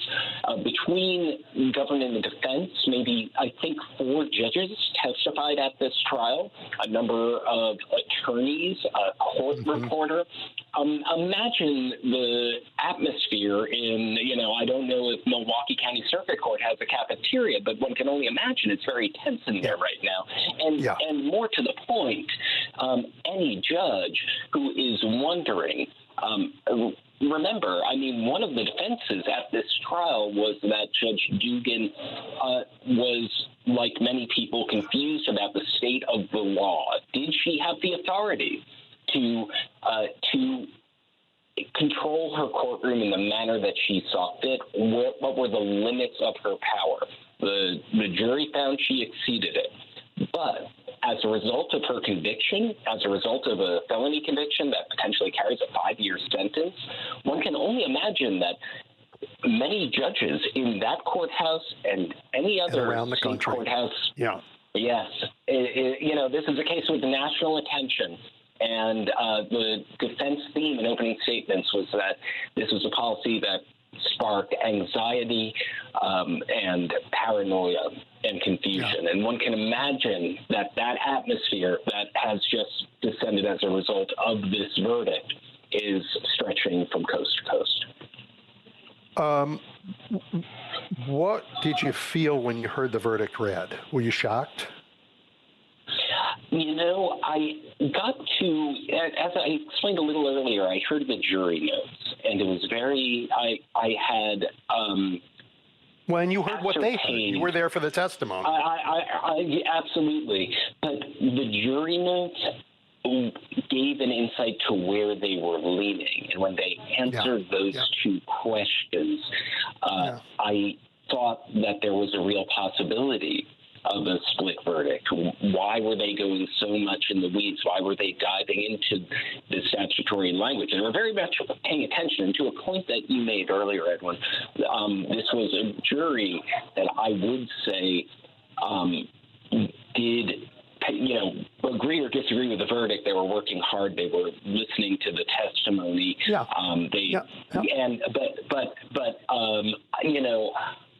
I thought that it was a hugely significant thing for the country. I felt that especially based on what I heard throughout the trial, that Milwaukee County Circuit Court will never be the same, and state courthouses around the country won't either. So was I surprised? Was I shocked? I kind of saw it coming through the process of reading the tea leaves of these jury notes, but it's definitely the significance of this, and the fact that it was the felony count that was the count of conviction. Really painful. It's a turning point. It's a real turning point. All right. Let's move to a different courtroom and some different stories that may turn in a different direction. At least 2 federal judges, and maybe more, but Boasberg in Washington and Zinnes in Maryland, possibly Ellis in Chicago, although she's not there yet, are at least talking about holding the Department of Justice in contempt. That's also unprecedented territory.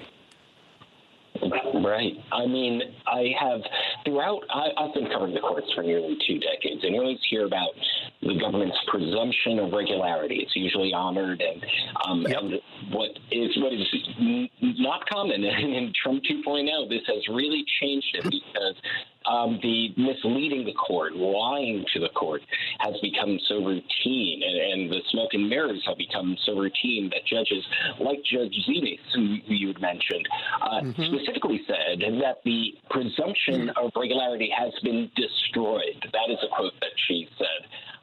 And with Judge Boasberg, very recently, thanks to a ruling from the D.C. Circuit, a 3-judge panel with 2 of the most loyalist of the Trump appointees on that bench had essentially left unclear about whether Boasberg can investigate a potential violation of his order. That was, of course, I'm sure many of your listeners remember back in March when the planes carrying hundreds of immigrants who were being sent to El Salvador, Judge Boasberg had ordered that the planes be returned, and instead they landed. He has been trying to investigate that since March, and because of two very right-leaning judges, Judge Walker and Judge Rao, it remains unclear whether he can take testimony, where he can do the necessary fact gathering to find out who's defying his order.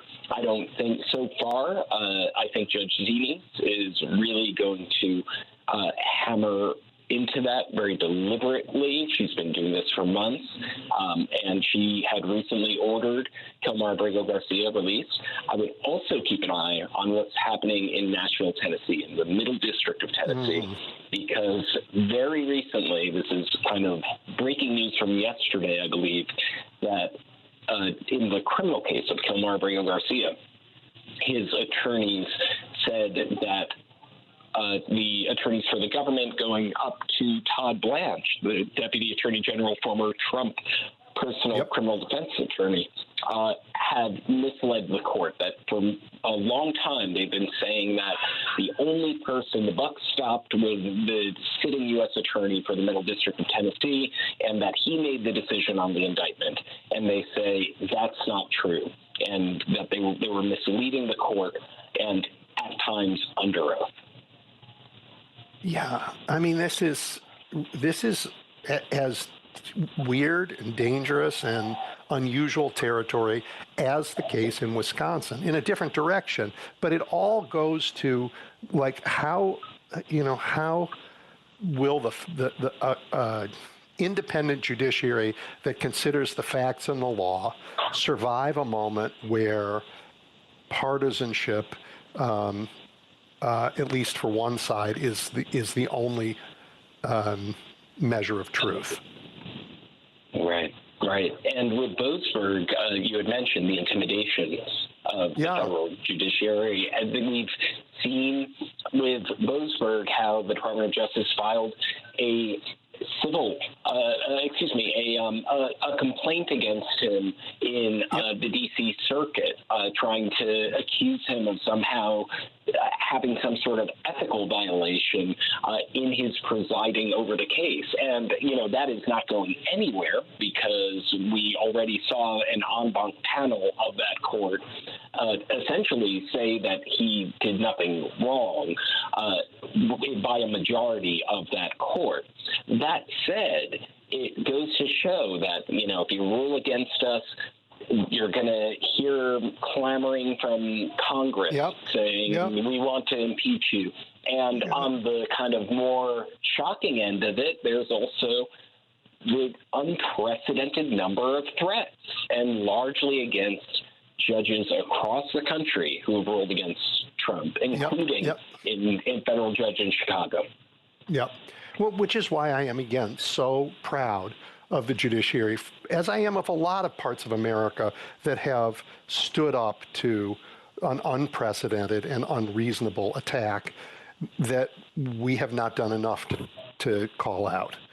Let me ask you about sort of out of the blue. I've been, with Jack Smith back in the news, I've been wondering whether Judge Cannon will actually release the rest of his report, as she was ordered to do, I think, soon, right? Are we going to ever see that? So she was ordered to rule, and by, I believe, early next, it was so in a kind of extraordinary rebuke, you had the 11th Circuit saying, stop dragging your feet, Judge Cannon. It was a motion, a writ of mandamus was sought by the litigant, saying that she is dragging her feet on resolving the dispute. So at this point, she has been commanded to rule by a certain point. I believe it's by early January. It may be by late December.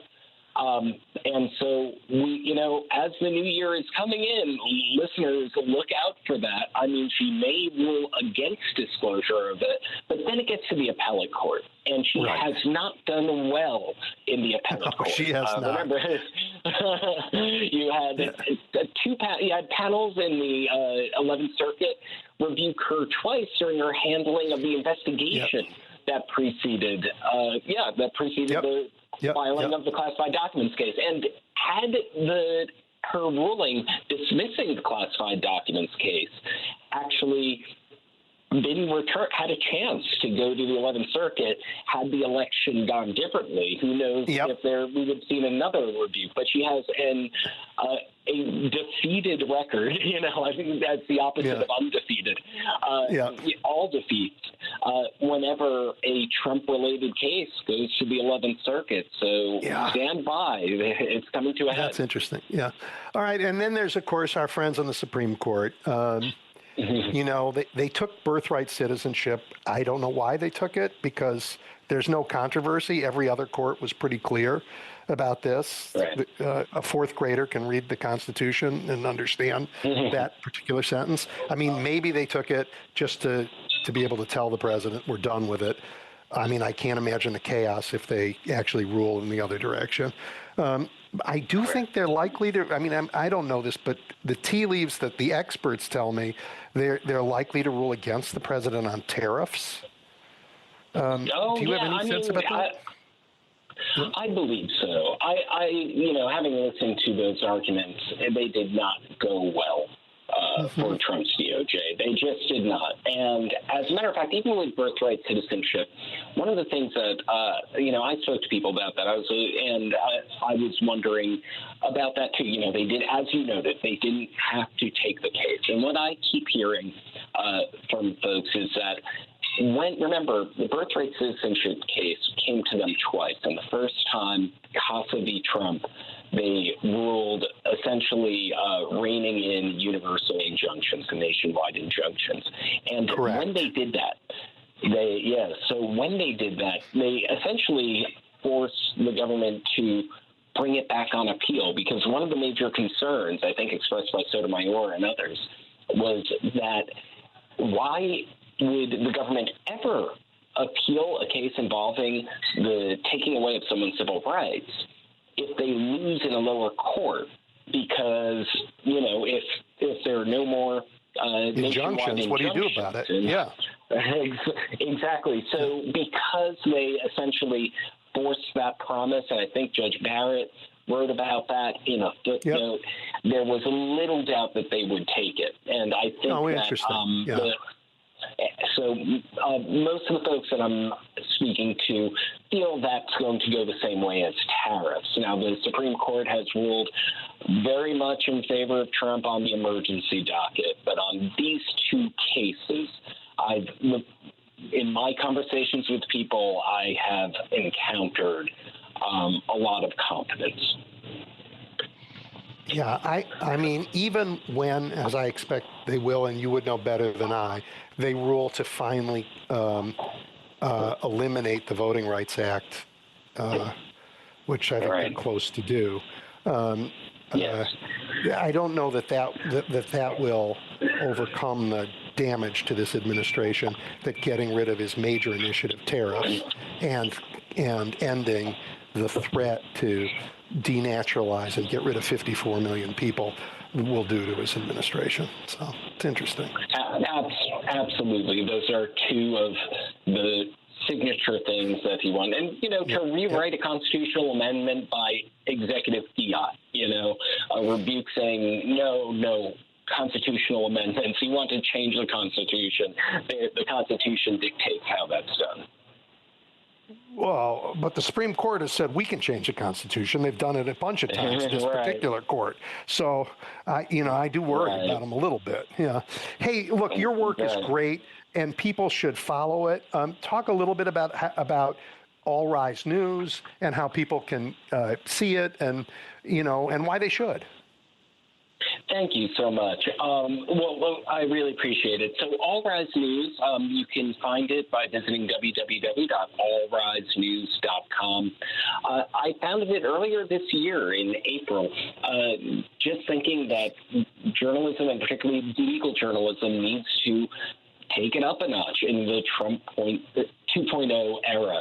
That I had noticed in my history of being a legal journalist, people are waiting for the ruling to come in or waiting for the verdict to come in, but actionable information comes out of these court proceedings all the time. And I wanted to kind of present the legal news in a way that is accessible for people to engage, for people to bring it into people's lives in an era where thousands of protests break out routinely on seemingly a monthly basis.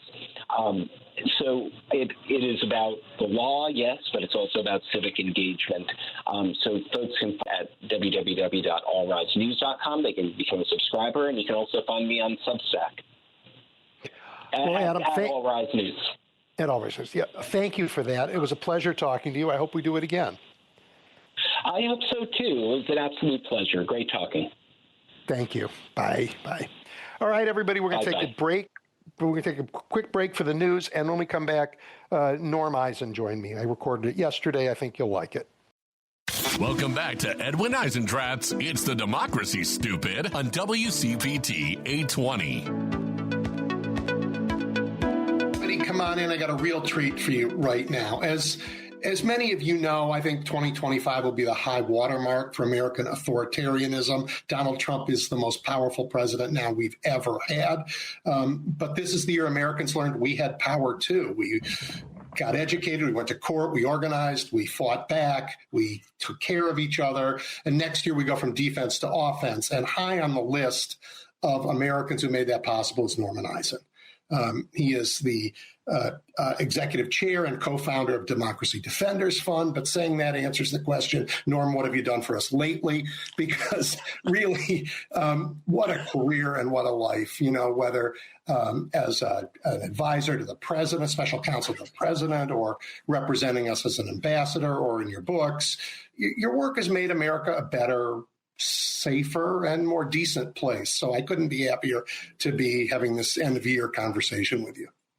Thank you, Edwin. I'm so thrilled to be here. And your philosophy of what went on this year and what to expect next year is exactly in accordance with my own. Oh, so I'm happy to hear that. Looking forward to the conversation. Well, since we have a little bit of time, let's talk about both, sort of the current headlines, but also this, this moment we're in more broadly. And maybe we could start with something that happened like this week, which is Judge Dugan getting convicted in Wisconsin. And I'd love your thoughts on it. For all of you, this is the case where somebody came to court and the judge said, go out the side door. It's 10 feet from the front door. The Trump administration perp walked her out, took her to trial, and she was acquitted of split verdict.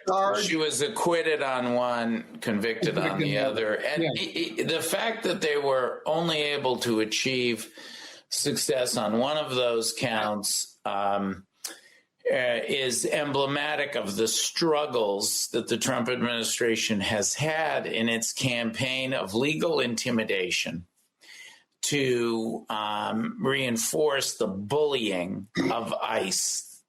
This is about the judge controlling her courtroom and preventing an ICE arrest in the courtroom, which would not be appropriate. There's a dispute about what happened next. The jury split the baby. In most of these cases, the Washington Post just had a story. There have been 5 involving protesters and the like that have failed, whether at the jury finding not guilty or otherwise. This case, half the case has now dropped off with the acquittal. And I think you're going to see very substantial appellate practice here on whether this evidence justified a conviction and whether you can even prosecute a state court judge for this kind of thing. About 150 state and federal judges joined us at Democracy Defenders Fund in writing a brief laying out what we think will be powerful on appeal, and the defense team said they are going to appeal. You can't do this to a judge. The judge who tried the case was not, in my view, sufficiently tough, but the appellate courts are now going to take a fresh look. And I think the struggles of the Trump administration will continue when they do. Don't take my word for it. About 150 federal and state judges feel that there's not a legal basis here. The whole thing brings, the question of what happened in this particular case is sort of one kind of question, but the other is how do we maintain, judicial independence when the executive branch sends its agents in and around courtrooms that they are arresting people who are coming to the courts? How does that not intimidate judges and witnesses and juries and put the whole system in peril? Yeah, the answer is that our judges and our juries and our witnesses and our average folks have been very, very strong in response to the bullying of the Donald Trump and the Trump administration. Let's move from the intimidation lane to the revenge and retaliation lane, or as Donald Trump's chief of staff admitted, and Edwin, this is going to be in the legal cases. He's embarked on score settling against Tish James and James Comey. Well, look at what happened in those cases. They were both thrown out. We filed briefs there, and we developed the theory that their lawyers used. We secured it in the Alina Habba case over in New Jersey, moved it to Virginia. Those cases were thrown out by brave judges. Then they tried to bring the Tish James case back. Twice grand juries, not once, twice grand juries, ordinary folks, average Americans refused to charge. I've never heard of that happening. It's crazy, the court isn't it? throws it out, then two grand juries. So I think you're seeing the strength of the American public. The ultimate guardrail is the American people. And they're standing strong. Well, I try not to be alarmist, but we have alarms for reasons, and sometimes they go off. We have an administration sort of unburdened by legal constraint, unable to imagine ethical ones, and determined to be coercive. But look, two things stand in the way of that: the Constitution and American people.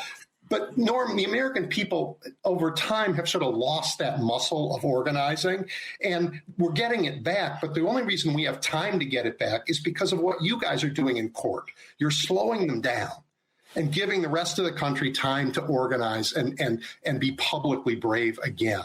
So your work is enormously important on its face, but also for the space it gives the rest of us to do what we need to do. Well, thank you. You're kind. The Atlantic wrote an article about us and the coalition, but they led off the article with Democracy Defenders Fund, and they said, this is the part of the resistance that's actually working, the legal resistance. Since that happened, we're seeing the other pistons in that engine of democracy starting to operate as well. Think of the litigation as the spark plug that has set off the mass popular protests. I was invited to speak on behalf of the litigation community. It's not just us, it's so many wonderful groups. At the very first hands-off rally that then led to No Kings 1 and followed by No Kings 2, the press is starting to wake up. You and I are both very active. For example, we each have hundreds of thousands of followers for our Substacks, where I publish The Contrarian with the wonderful Jen Rubin and others. You have a big following on Substack. Independent media, new media, social media. Matters a lot. So you have court, I call them the 6 Ps, and the court proceedings, yes, they started things moving, but the public protest, the press, performance at polls, the election performance, landslide against MAGA this November in public polling, because that tells you that he's got a problem. He's so unpopular.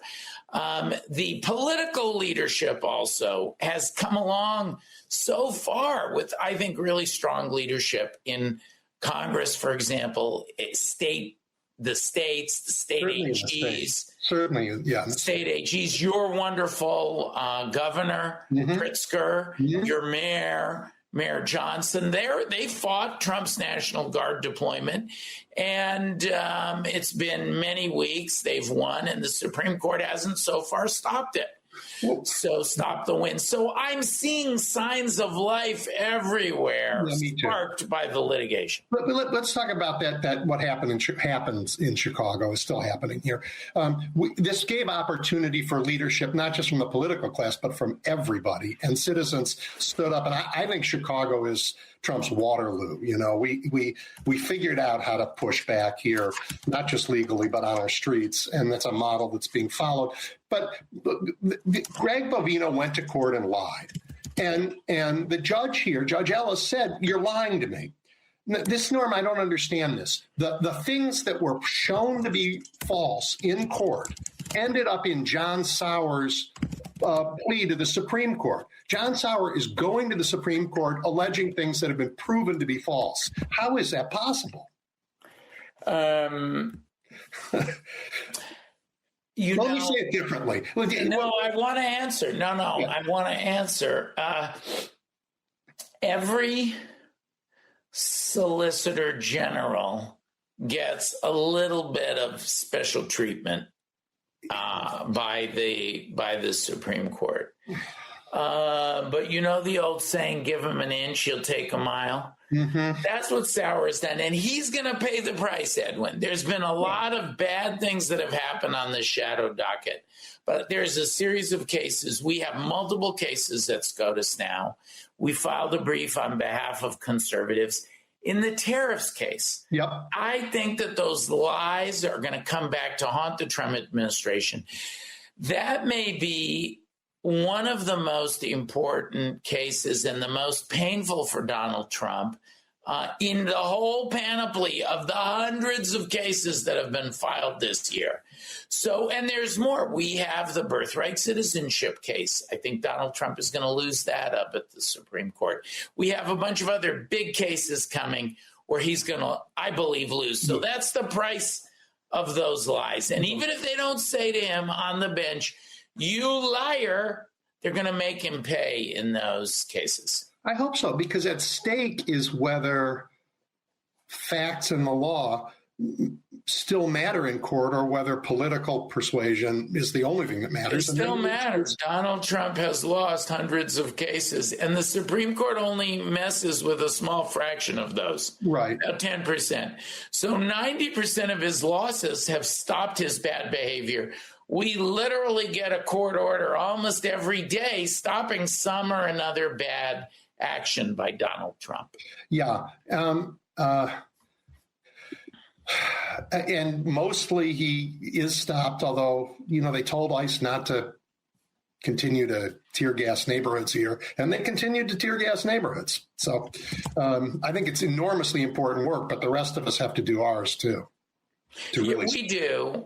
And if I may say so, you're doing your share of the job, and the people who follow you, you're getting the message out. You're being truthful, not neutral, as one of my CNN colleagues exhorted me to do. Yeah. And so, you know, if the whole democracy movement does that, we've got Trump outnumbered. I think so too. And I think the vote, I personally think we will have an election, we will count the votes, and they will matter. I know people are worried about that, and I think it's fair to be worried, but being worried doesn't mean it won't happen. I mean, in fact, on the contrary, that worry helps make sure it happens. I think so. And it's been an overperformance by the forces of democracy in 2025. And now, as you said when we started out, we have to pivot from the successes we've enjoyed playing defense to going on offense. And at Democracy Defenders Fund, we've already done quite a bit of going on offense. How do we hold this crowd accountable when we win? Well, let me give you some of the seeds that we've planted of that ultimate accountability.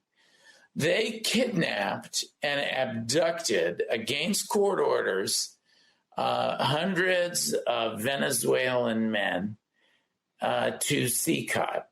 That was completely outside the bounds of the law.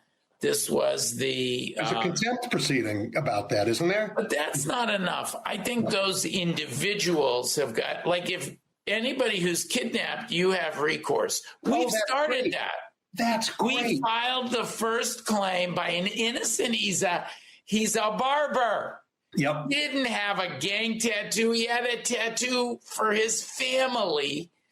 And we filed that claim under the Federal Tort Claims Act. We're going to do much, much more there. Oh, that's great. Go after the guys who are chiseling Trump's name onto federal buildings illegally. A second thing that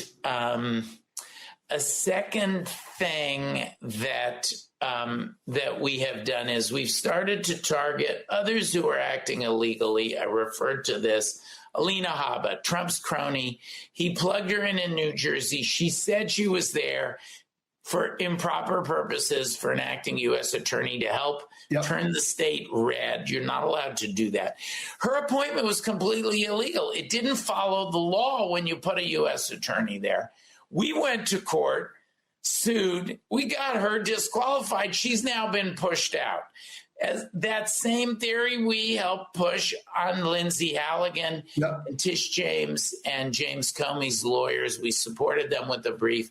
They got those cases dismissed. So we're going, U.S. attorneys all over the country have been found disqualified based on this theory we originated. And Edwin, they're now leaving because they know they don't have legal standing. They're not waiting to be sued. So that is some accountability. The Trump Epstein files, we are pushing that in court. We've gone on offense to get those files. Now, the Justice Department says, we're not going to turn them over today. Well, guess what? We have a pending court case. If they don't turn those over, we can go to the court and say, you have to turn them over. So there's multiple levels where you can swing into action. And we're going to do much, much more of that in 2026. Is there anything ultimately Americans can do about the personal greed, the unethical behavior of the Trump family? Yes, if you look across at, President Trump getting that Qatari plane or the crypto riches. Today they just joined they merged with a nuclear fission company. Or the Trump RX, they're setting up a prescription program where they'll gain, and on, all of this corruption. The litigation community, including us at Democracy Defenders Fund, we filed the first complaint to block that golden Qatari plane. And we've done the same with all of these areas of corruption, both fighting in the courts of law, including with regulatory complaints, but also fighting in the court of public opinion, calling attention to it. That's part of the revulsion that the American people are feeling in polls with Donald Trump so very unpopular.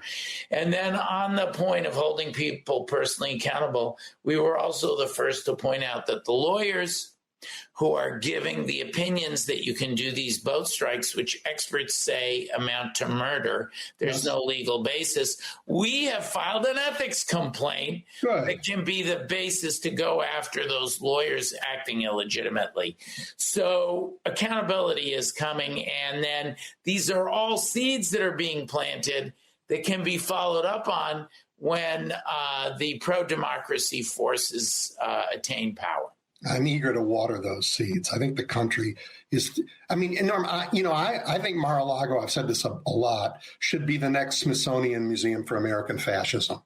We should do to it what we did to Robert E. Lee's house, and take the symbols of their power and turn them into lessons.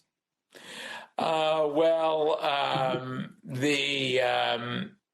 ultimate monument is, I think, this legacy. We are building the rule of law stronger. It's being tested and it's being strengthened. Yeah. And now you're going to start to see some bad decisions for Trump from the Supreme Court. We've had some of the success up there. We've been among the groups that actually have had some success up there. But now you're going to see several cases coming down the pike, I think starting with the tariffs case, where Trump is going to lose.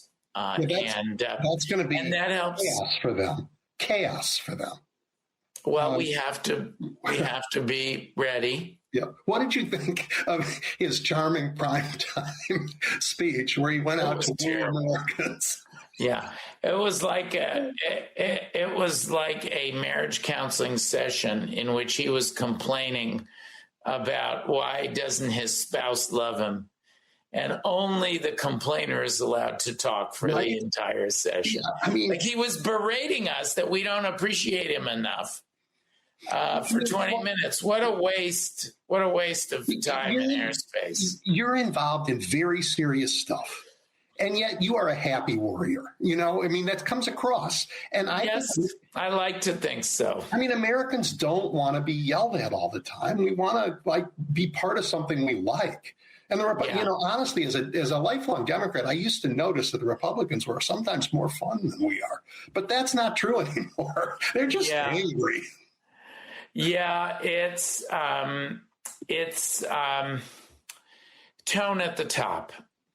Bad tone at the top is the worst thing for a project, and good tone at the top is the most important and the best thing. And Trump and MAGA for our nation are setting a very negative tone. And Trump at least understands that this has been a year of challenges and losses for him, Edwin, and it's very painful to him. So they're losing people all over the administration.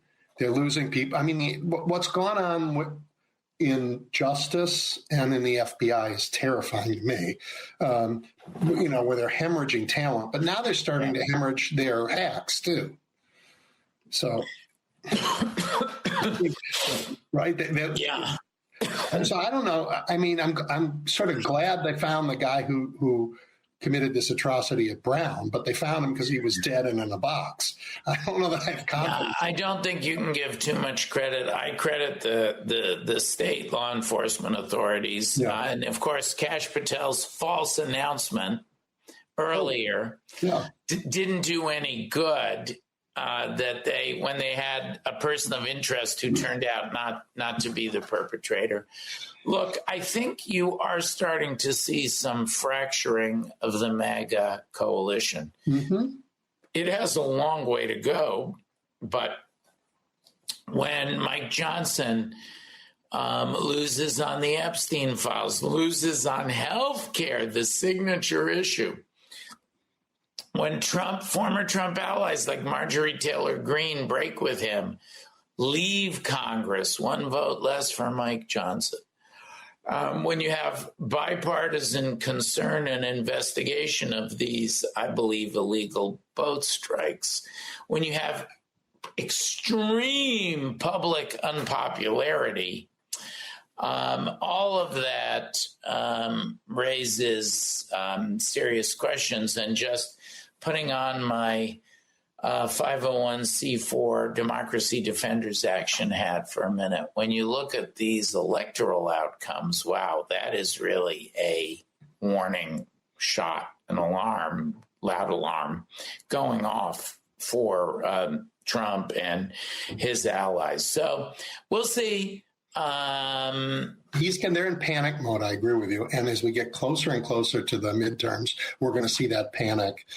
We're going to see terrible actions from them, hurtful, horrible things that you're going to have to run to court and try and stop, because that's what they do when they're afraid. That's what they do when they panic. Can we please get citizenship from people who already have it? Can we practice that? So, I mean, they really are. they're the party that would nominate Greg Bovino after Trump if they could, because they want somebody who's been out in their neighborhoods pointing weapons at people. It's such dangerous stuff coming, but it's dangerous because we're winning, Norm. It's dangerous. Yes, and then that makes the Trump and cronies team even more dangerous. You're right. Yeah, it's because of the success that the danger has gone up, and that's why I think you're seeing the Venezuela adventurism, and these experts are saying it's murder. Those who served in administrations of both parties. That's why I think you're seeing that distraction, that wag the dog. Americans aren't going to fall for that. And they don't want to go to war with Venezuela, no matter how much oil they have. It's just nobody likes Maduro, but so what? There are a lot of leaders around the world we don't like. By my add, Putin being the top of the list. Yes, I think you're right. And it is important as we think about that. And, as you and I, as our time winds down, I hope you'll have me back again. Thinking about what we've accomplished this year and looking ahead to what lies before us in 26. We started the year with throwing off those sparks of the litigation, successfully helping jumpstart the larger democracy movement. And I don't like to call it the resistance. I like to call it the pro-Constitution effort involving so many millions and tens of millions around our country. For 2026, we're going to need to be ready to do things like protect our elections. And we have massive legal teams that are ready to deploy all over the country. Right now, as you and I speak, Donald Trump tried to steal congressional seats through redistricting, for example, in Texas. We're part of the team that went to court to counteract that, defending Prop 55, countervailing seats in California. So this is going to be the year of pushing back on corruption, defending the rule of law, but above all, protecting our elections. And I think we're up for it. I think we are too. And by the way, that protection is legal, and it's also includes in places like Illinois, where I worry that ICE will intimidate people, making sure that people know where they can vote early, get their votes in the bank before anybody can surround a polling place, protect that. You guys have to keep the Trump administration from winning his suits against states to take all our election data. We're going to do our best. Yep. Well, all right. Look, we have a great year ahead, and people like you and thousands of Americans are millions, like showing that we aren't. We don't like being bullied. B, we don't like being lied to. C, we don't like it when things don't work. And D, we actually love our democracy. That's it. That's our credo. Thank you for having me. Happy holidays. Have a wonderful new year. And it's going to be a very strong, continued new year of pro-rule of law pushback by the democracy movement. From defense to offense. You know it. Thank you. We appreciate it. Thanks, Edwin. Welcome back to Edwin Eisendrath's It's the Democracy, Stupid on WCPT 820. 773-9278. I am taking your calls, and I think for the first time in all the years we've doing this, instead of being my last caller, Roosevelt, you are my first caller. Double E. Happy holidays. How are you? Thank you. You too.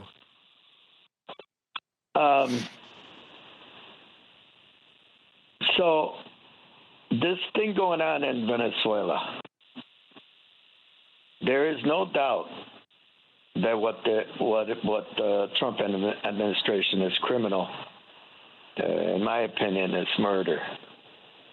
But the only one that really knows this is Rubio. He knows better than what he is doing. He's supporting everything that this guy, every order that this guy's giving. And they're going to be using the same excuse. And I think I told you this before, the fentanyl thing, to go into Mexico. I think I told you this before. You did. And what do you think? You think things have changed since the last time we spoke about this? Because, I mean, it doesn't take too much to connect the dots. And look how far it's gone to look how far it's gone to Venezuela, Double E. Yep. First, it was about the drugs. Now it's the oil. And there's another caveat here, and that's the rare earth minerals that are found in not only Venezuela, but also Canada. Remember he mentioned that he wanted Canada to become the 51st state? Yeah, and Denmark. And Greenland. Yeah. So, but it's hard to pinpoint what he's going to do, because he says one thing, he does another. Such as what happened yesterday. Did you see some of those papers? They were completely black marker all over the paper. There was nothing revealed in certain. It's ridiculous. It's like it's so ridiculous. It's exactly right. But here's why I think things have changed. He is less popular by the minute. He's dropping like a stone. He's powerful for sure, but Americans are powerful too, and we figured out that we don't want to be at war in Venezuela, for gosh sakes. Nobody wants to go do that. And we don't, and by the way, we don't want to be at war in Mexico. Oh my God, Americans won't absolutely not support a war in Mexico. Won't tolerate a war in Mexico. Just won't tolerate it. And I know he threatened it, but he can't do it. This is our time to push back and push back hard.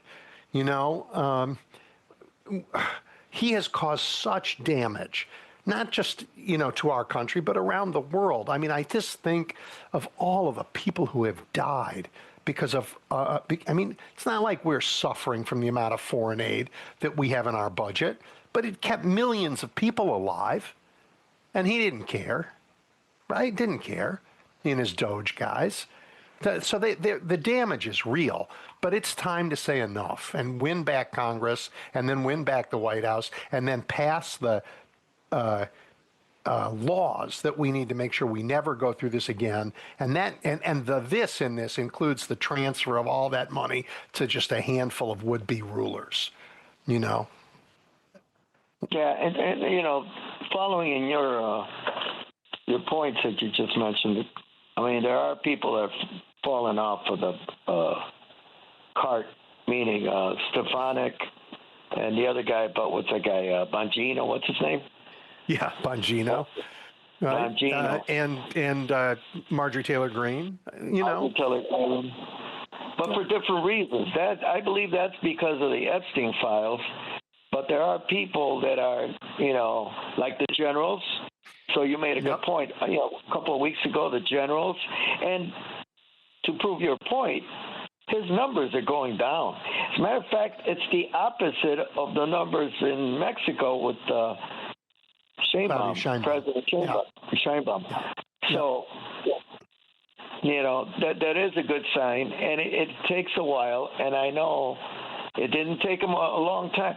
Hey, you know what? Come to think of it, didn't he just assign Executive Order number 215 or some odd number about fentanyl, making fentanyl a weapon of mass destruction or something to that effect? Yes, sure. He's crazy.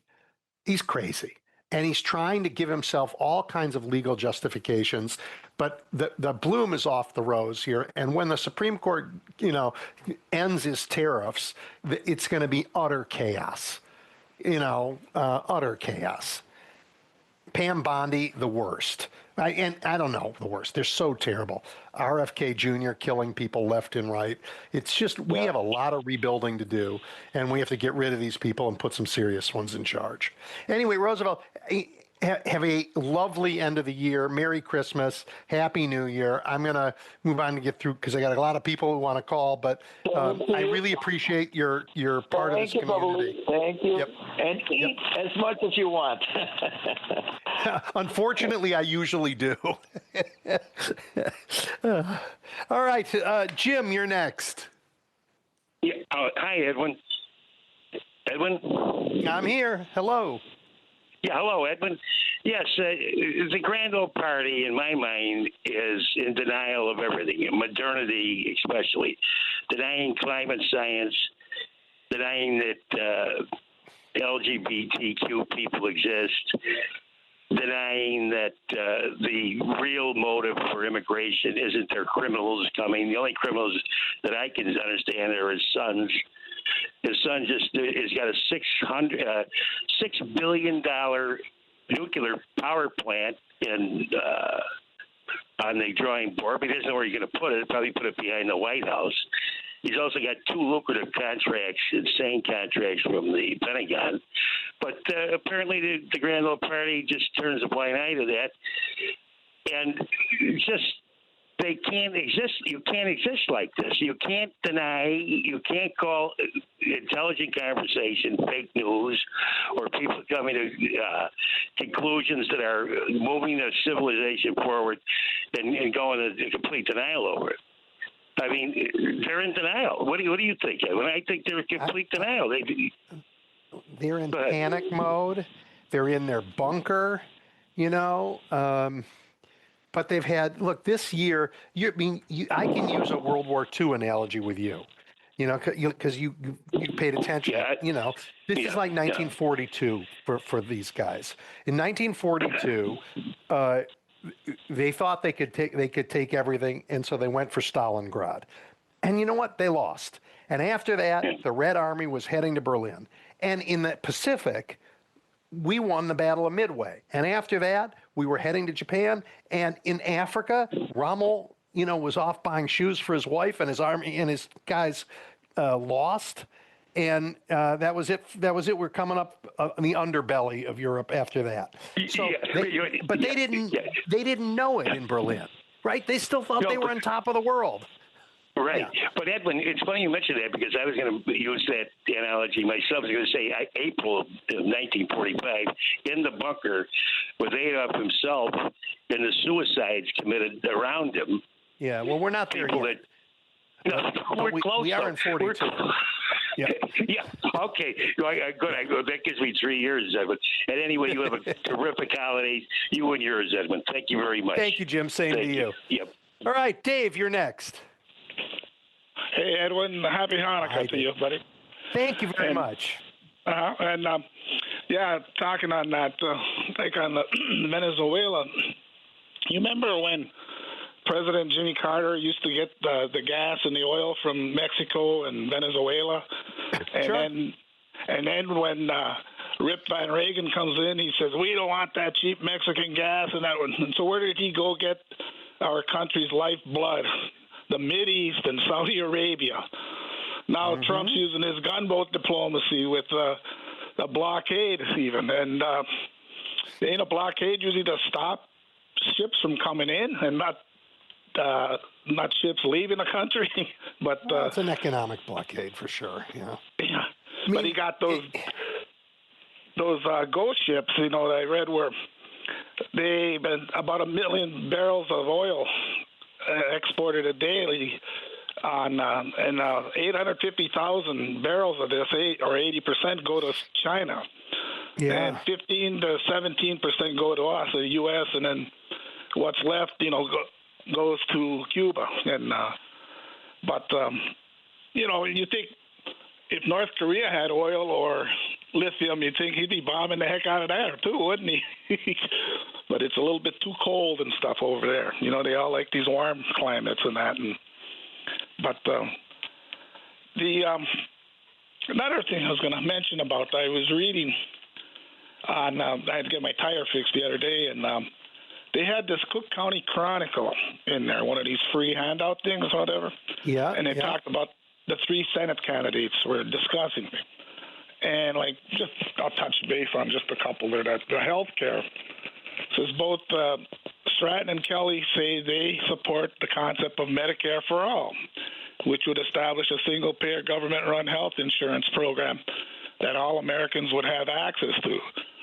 And Stratton plan for calls for Medicare to cover long-term care or home services, hearing and vision, while Kelly only said it should cover dental and vision. I'm more for that because I got to use dentists every now and then.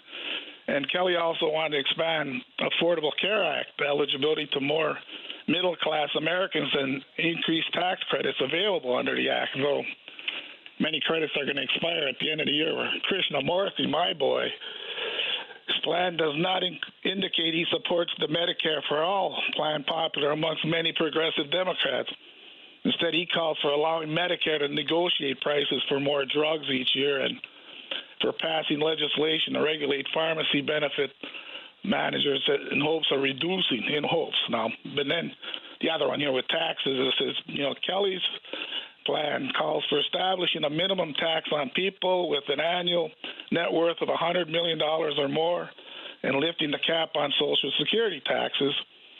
Krishnamurthy wants union members to be able to deduct dues from their taxes and eliminate federal taxes on Social Security benefit. And then Stratton is calling for the most aggressive tax hikes and cuts by proposing to raise taxes on people earning more than $1 million annually and provide a corresponding tax cut for middle-class earners. Her plan does not address Social Security, but I'm liking a little bit of like what Kelly's talking about right now. This is the kind of conversation right now that most voters glaze over and go like, okay, wait a minute. I don't understand all of this. This is what Democrats do. We get in the weeds. Not that the weeds aren't important, but you know what? Why don't we just say, there's a first step, let's repeal Trump's tax cuts, right? Like, let's just repeal them and start to repair the budget, right? And absolutely work to improve health care for Americans. Absolutely. Yeah. But if we spend our time where you're talking, this is not where voters are right now, and it's going to push some of them away. Well, I mean, the word's got to get out. It's got to. I know. And then, I know. Lastly, so you can get out, is that where Stefanik is announcing the leaving. Well, she's one of the co-sponsors along with the senator from Wisconsin she's got that Tammy Baldwin. She's got the Senate Bill 2195 where for the nurses, the World War II nurses. Yeah. And, to get them the congressional gold medals, and I happened to mention that on Hartman's show, he had this Polkan on, and just kind of caught him by surprise. He said, they're so busy. This stuff been out there since August. Right. And I told him that even your state senator did that. So I don't know, this dude's sleeping at the switch. And then he says, well, one of the constituents, I didn't realize the nurses, when they worked on those GIs and stuff, they ask, what state are you from? What a bonehead. Oh, smart. No, that's smart. That's smart. Anyway, let me clear up so others can get through. But Thank you. Hey, Merry Christmas, Happy New Year, Happy Hanukkah, happy all of it. All right, happy Kwanzaa. Yeah, all of it. Yep, happy Kwanzaa. Take care. All right, Al, you're next. Hi, Edwin. How you doing? Thank you. Happy holidays. I wanted to talk a little bit about Trump 2.0, and you've had lots of good guests on today, but I keep hearing about Trump 2.0 and getting rid of Trump as fixing things, and we just got to understand how much bigger this is than Trump, and we have to understand this was Project 2025. This was the Heritage Foundation. This was interference from the oligarchs like Vladimir Putin and the head of that other country, I can't think of it right now. But mainly just saying that we have to understand and be working on the long game. And sometimes we haven't done a good enough job of that. And we have to do a better job of that. And very good that we're getting the collaboration in our media, which is fine. And the other place where I really feel that we need collaboration is in our technology, because I don't think that we have enough collaboration in our technology of our websites and of how we communicate between them right now over what our opponents have. We have a lot of heart, they have a lot of money. Yeah. Well, all right. So on your first point, I do not underestimate the enormity of the effort that's gone on since the 1970s to bring us where we are. But I do know that eliminating the Trump administration's threat is a huge step in being able to have the courage to address the rest of it. So by focusing on that, I don't want you to think I'm not aware of the rest of it, but we have to take these steps. And this is the big important one. If we don't do this, we can't get to the rest.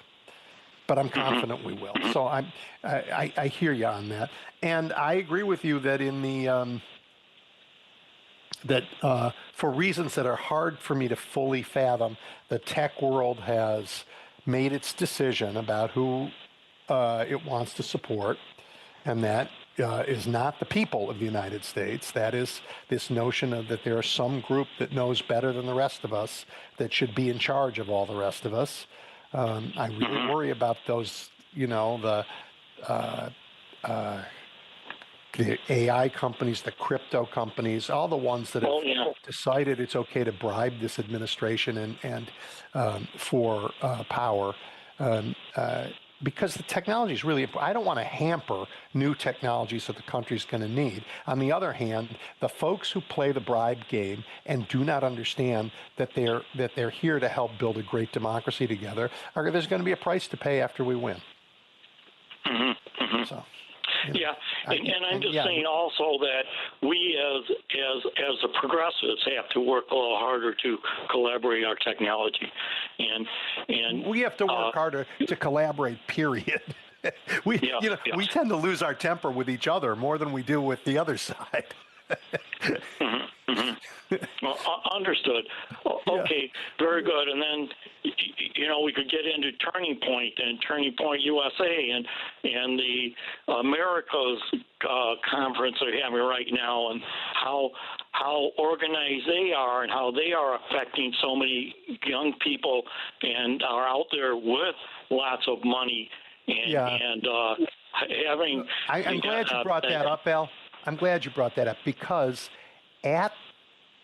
at Turning Point right now, out there right now, they are, the folks who are vying for post-Trump leadership are eating each other alive. And this is not getting a lot of coverage, but it's a great joy and a sign, of fissures that we can take advantage of.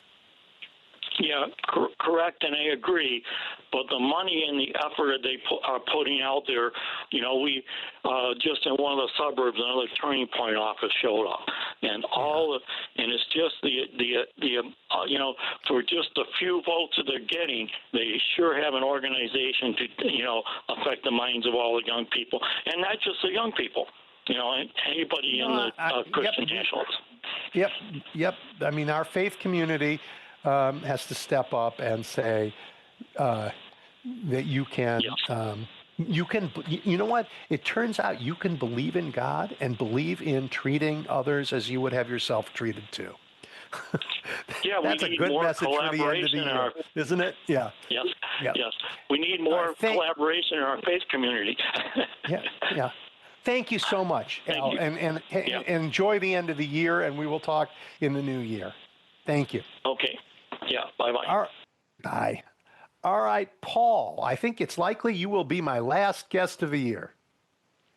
Okay, thank you, Edward. To me, the most significant part of the discussion this afternoon has been the Dugan case in Wisconsin, which I think has to be overturned on appeal. The three reasons I have here are, I take it as a separation of powers between the federal executive powers and the state court powers. And the supremacy clause, this is what really aggravates me about this whole thing. The supremacy clause does not mean that the federal government can just run roughshod in the states, whereas the executive of the United States is initiating a harassment campaign in the states. Doesn't mean they can come into state courtrooms, disrupt criminal proceedings to take out an accused civil defendant. It's what they're accused. This is civil law they're enforcing. And so let me be sure I understand. Let me be honest. So if you are advising the Judge Dugan's defense, you think that for the approach is a constitutional claim? Yeah, I do, and also precedents that the federal courts have deferred to state courts. Now, this is federal court. I think this federal district court judge. Well, obviously, the appeal is going to hinge on picking apart the way the judge handled the trial. But I don't even think that the charges are. This was kind of a provoked charge. I mean, to have federal agents coming into a state courtroom where criminal proceedings with the defendant that they were talking about. This Judge Dugan was in criminal proceedings, albeit misdemeanor criminal proceedings. The proceedings that this ICE was pursuing are civil, and you can't just barge in and say this we're taking away this defendant, let alone all of what other, as you mentioned, jurors, witnesses, judges. You can't just come in and the federal government and the federal courts have loathed to undermine or in any way discredit the state courts because. I mean, when you think about it, when Donald Trump says, these are illegals, they're committing crimes, the crimes he's talking about are under state law. Whether these people have committed those crimes or not, he's not talking about federal crimes. So when he talks about these people as these illegals as being criminals, they're criminals under state law. And so you can't then say, well, we're just going to walk in and take them out of state criminal court. That's just outrageous. And it is not necessarily the Sixth Amendment, but it is if you were to incorporate it through the 14th Amendment, the right of the Sixth Amendment it seems to describe the particular rights of the defendant, but it also describes the rights of the state to try the case in the state and district where the crime shall have been committed. You can't just have federal agents walk in there and say, we're taking it. We're taking your whole damn case away because we want this person now. No, they have to wait until Judge Dugan is finished with this defendant. Then they can take him.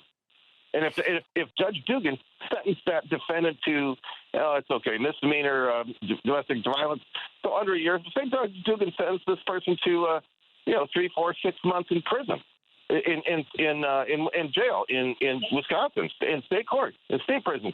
They'd have to wait till he's finished with his sentence. You see what I'm saying? I see what you're saying, but Donald Trump believes that there's only one law in America, and that's what he says. Yeah. State? Well, Are you kidding me? I mean, like, Congress, please. So, I mean, I'm not surprised. I mean, I'm sad about the ruling, but the appeal is going to be important for all kinds of reasons. The chilling effect on judges everywhere, though, is frightening. And there are a lot of things that are frightening right now. I'm just happy that we have, I believe we've turned a corner and are starting to fight back. And that makes me, that gives me a lot of courage for the. And the one other thing about this case is, aside from the point that how can she be acquitted of the misdemeanor part, which was the helping him get away, and then the obstruction essentially is ICE is obstructing with her courtroom. They are obstructing justice in her courtroom. That's the way I thought about this in the very beginning. Obstruction? No, you barged in here, buddy.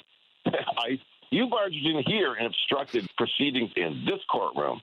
Mm-hmm. And I have to look up my notes on abstention doctrines and stuff. But the federal courts have normally, when it comes down to joint jurisdictions, and they have always almost always deferred first to state court proceedings and then answered federal questions later.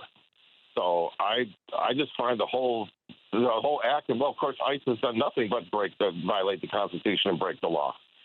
But they have not been held to account, and I don't find that they have a legitimate action in there until that court is released that defendant and said, okay, we're finished with his case. We're finished with his justice, because the state of Wisconsin has the right to try that defendant. Well, we are like running right up against the clock, and Paul, I want to take the opportunity to thank you for being part of this conversation all year long, for contributing to it the way you have, for helping shape this conversation. And you and all these people who've called have been really. It's been great for me, for sure, and I hope you've enjoyed hearing others, and I hope everybody's enjoyed listening to you. So I listen every week, and I have some things to send you along. I want to too much to get into, but I'll email it to you. All righty. Some initiatives for 2026. So Happy New Year. Happy New Year, Merry Christmas, all of the end of year holidays. I hope they are bright. And thank all of you for being part of this. I really appreciate it. I will be back early in the new year, ready to play offense. And forgive me, Wisconsin, but go Bears. Talk to you next week or 2 weeks. Bye.